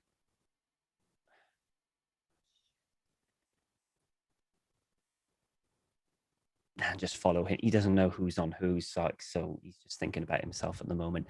And follow and tell him to follow out of the camp and follow me. And we're heading to the coast. All right. And it doesn't take them long. They even abandon some of the tent and paraphernalia they brought with them. They saddle up, and you all ride out into the night. And that is finally where we will finish up the session and the season. Oof. It's a fucking juicy one. Red Wedding 2, Electric Boogaloo. Is that what I called our group chat? I think it was like the Red Wedding 2, the reddening. The reddening, yeah. The reddening. I feel like Okay. this should go down in history as the Black Wedding, though. Because it was all for Black Daemon Wedding? Blackfyre. Yeah, that's true. I saw somebody Yeah, in yeah. chat call it the red bedding. Hey. It's really good. In my head canon, this is where the Lannisters and the Boltons get the idea for the Red Wedding, purely in my own head canon. Although I'm not quite done yet. Oh. Yeah. This is only gonna affect from next season, obviously, because we've got nothing to play just out the back of this. But Don, Samuel is going to gain the ignoble drawback, I think that's fair. and Mara, you're going to gain the cursed drawback. What does that do? If you spend or burn a destiny point, you have to roll a d6. On a 1, it doesn't work. Ooh, I'm so down for this. Because going back on guest rights angers both gods and men. Twice. Can I, Twice. out of interest, since I'm gaining Twice. that, I did have the drawback on a bound because Mara never used to lie. Mm-hmm. Can I swap those two around then? Because that no longer applies. She's lying out of her ass these days. No, but you can buy it out with a destiny point. Okay. We can figure it out properly after. But that was my parting shot for the season and the episode, and for the fucking week of stress and planning that you have all given me.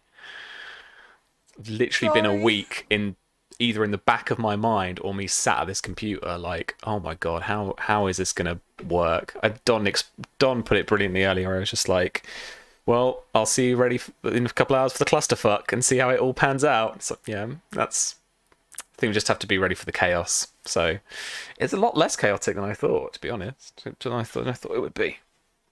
There was less murder than I was worried about. A lot less murder. Yeah. And I wanted to keep Leo in the game because I think it would be juicier. Ultimately. Yeah, I love it. I love it. That was a juicier. great destiny point spend. All right. Thank you very much, everyone, for sticking with us for our extra long last episode. We are obviously going to take a bit of a hiatus before we start the last season of this story. Season 6. We are going to do a war, and we're going to see what happens. I need to check in with all of these lovely people first, and as well as the people who aren't here. Obviously, Susie, Jason, and Charlie, and see what we'll be up to next season. See how we play it. I might pitch for a little bit of a slightly different mode of play on occasion. It's a little bit more broad and action based, and then we can drill into some scenes and stuff like that. But we're all going to take that offline and figure it out after this. But yeah, thank you to everyone in chat. It's been a journey. And thank you for taking it with us. Let's check in there, everyone, very, very quickly, see how you are, and plug anything you like. Don, how are you feeling after that? Better than I was before it, I think. Yeah. I was nervous about it because there's so many things that could have happened. Yeah. I was really worried about the possibility of like a character, like especially a player character dying or something like that. I really liked Lord Leo. This is my favorite episode of Lord Leo ever, even though like he's diametrically opposed to my character. I thought like the way you played him tonight, Sam, was really, really good. Really compelling. And I thought like seeing all the different lords and characters was really cool. I loved the goodbye scene between Enzo and Faye. That was heartbreaking and kind of like very cinematic. I thought that was really, really compelling. I hope they find each other again next season. But yeah, I had a good time. I knew that I was going to heel turn at some point with Samuel, and I've kind of held off on it for a while.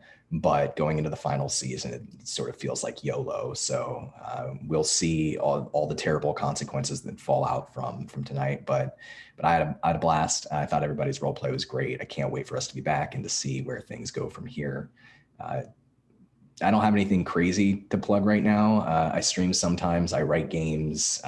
And if you follow me on Twitter, then you'll probably hear about some of that. I caught a bit of the Tour School's new thing. Oh yeah, that's fucking cool. Is that a homebrew setting, or is that another setting from somewhere else? Yeah. He's been working on his. It's like a very dark fantasy world. not very dark. It's a dark fantasy world, and he's been working on his world and like the history and everything for like, I don't know, 4 or 5 years or something like that. So he's That's a masterful. lot. Yeah. He's built it out. Yeah. So it's been really fun to Huge. get to play that. I play that on Tuesday nights on Tall Skulls channel at 8 p.m. Eastern time, where I play a much more a much kinder character than my character here. Fair. All right. Thanks very much, man. V. Swing the sword, mate. Oh boy, this was a session. I think I've been saying to Don behind the scenes for about half of this season, I just want Mara to kill a man. She's gone nearly the entire length of the show so far without having actually done anything too wrong in terms of like killing anybody or really committing any kind of big crimes. So breaking guest rights and killing a man has been on the list. So, but I gotta say, Sam, you did this so fucking amazingly. Like, Oh, thanks, Don and friend. I threw a lot at you, and this was incredible. And now both Samuel and Mara have murdered men that Miria loves. Susie has been messaging me asking what's going on. And I haven't told her about the scene between Enzo and Faye, which I think is probably one of my favorites out of everything tonight. It was just stunning. It's heartbreaking. Yeah. And she's just like, am I gonna have feelings? Like, you're gonna have feelings. She was very disappointed that Leo Tyrell didn't get his head cut off. But is glad that Casella's not an idiot, and is glad that she used that fake name while she was in Dawn, because she's badass. So yeah, this was fun. This was a lot of planning. And like Don said, we always knew that we were probably going to go Blackfyre at some point. It was just finding when. And I love Faye. That Faye and Enzo scene, I was here for it. Yeah. I'm amazed that Faye stayed. I joked about it in our little private chat, but I really thought she was going to go. That was such a joyous choice. Fucking brilliant. Yeah. Millie's fantastic. And so is Tom, obviously. He's sad. Yeah. Anything to plug? Yeah, I'm taking over here on Mondays for a little while. Starting this Monday, you can catch me running Curse Captains of Cthulhu in a campaign that I'm doing called Dreams Beneath the Waves. There's a really awesome cast.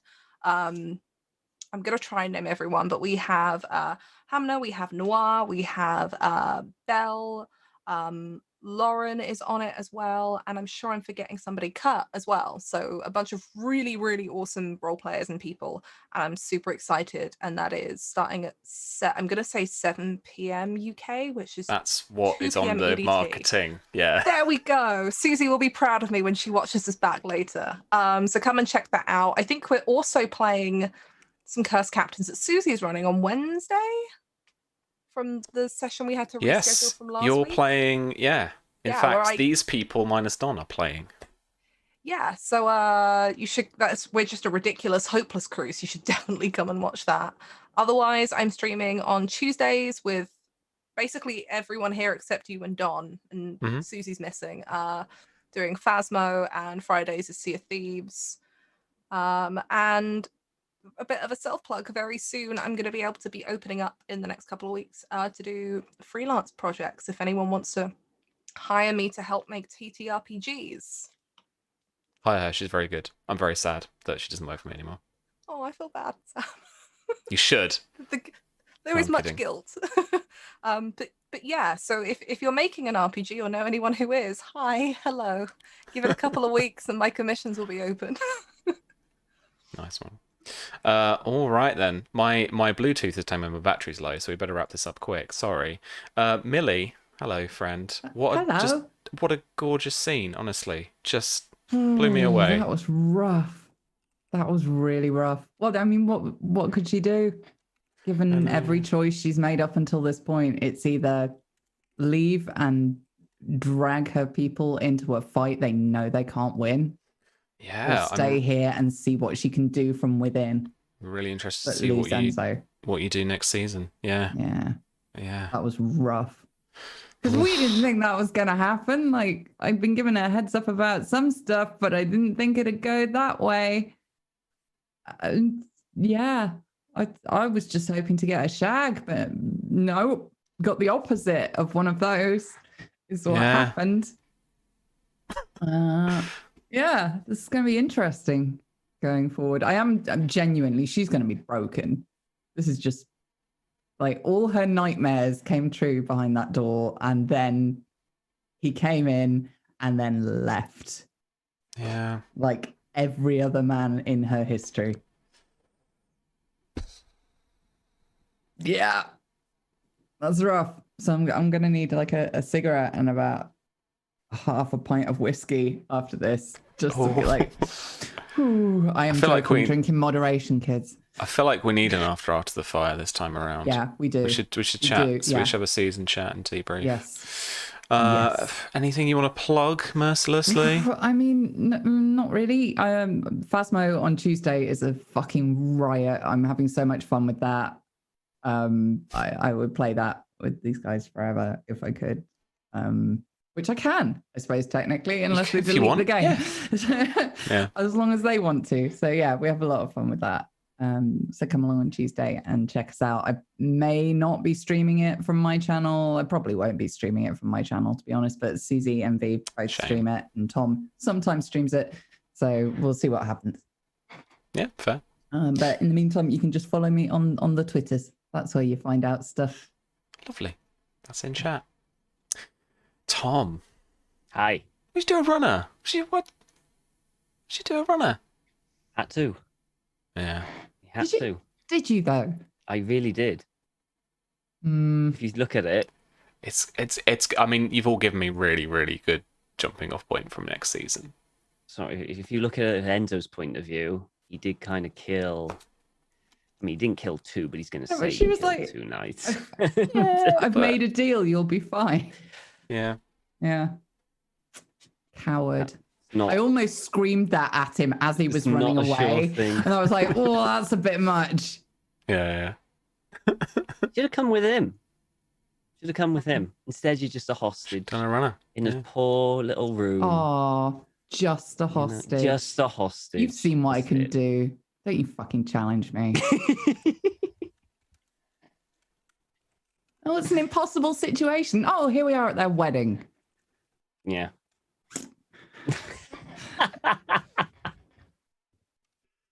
All right. Before I lose everyone's sound, Tom, what are you up to?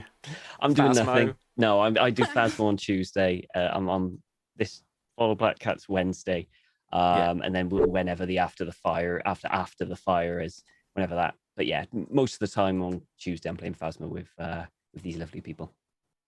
Fab. That's it. Beautiful. Well, like we said, next time we're live will be on Monday, where V takes over, and she runs Curse Captains of Cthulhu with a fantastic title I've already forgotten, but I love it. Dreams Beneath the Waves. Waves, there we go. See, I knew It's it. not foreshadowing at all. No. So if you want to catch more of our next game in actual play, and you want to catch more of the streaming stuff, then check us out this channel here on 7 p.m. on Monday. That's UK time, 2 p.m. Eastern. Otherwise, again, then Wednesday we're playing more Curse Captains. We're playing the Disaster Crew that was the first one shot. So that should be a lot of fun. Susie will be GMing that, so come and check that out, because it'll be a huge amount of fun. That will be 8 p.m., which is our regular streaming time, UK time. And then I will arrange an after the fire for this, so that we can chat and share our feelings. And then stay tuned for more intel about when we're coming back for season 6, which I promise myself particularly is going to be the last season of this story. And then... So like 60 episodes long? I currently am like, it will take as long as it takes. Well, you know, one book will become 2, like George. Well done. Yeah, no, we'll figure all of that out. But thank you for staying with us, everyone. Let's do a raid. We are going to go and raid. Jason Borman is streaming, the man, the legend, the Pathfinder. So let's go and see him. Thanks once again. I'm just filling for time for sticking with us, and we hope to see you this week, which is our last week of our Curse Captains of Cthulhu Kickstarter. Hope to see you on Monday and Wednesday when we play those, and please, if you haven't already, check it out and please back it, because we would very, very much appreciate it. Thanks for that, V. We're off to see Jace. We'll see you guys very soon, hopefully. Off we go. Take care, everyone. Bye-bye.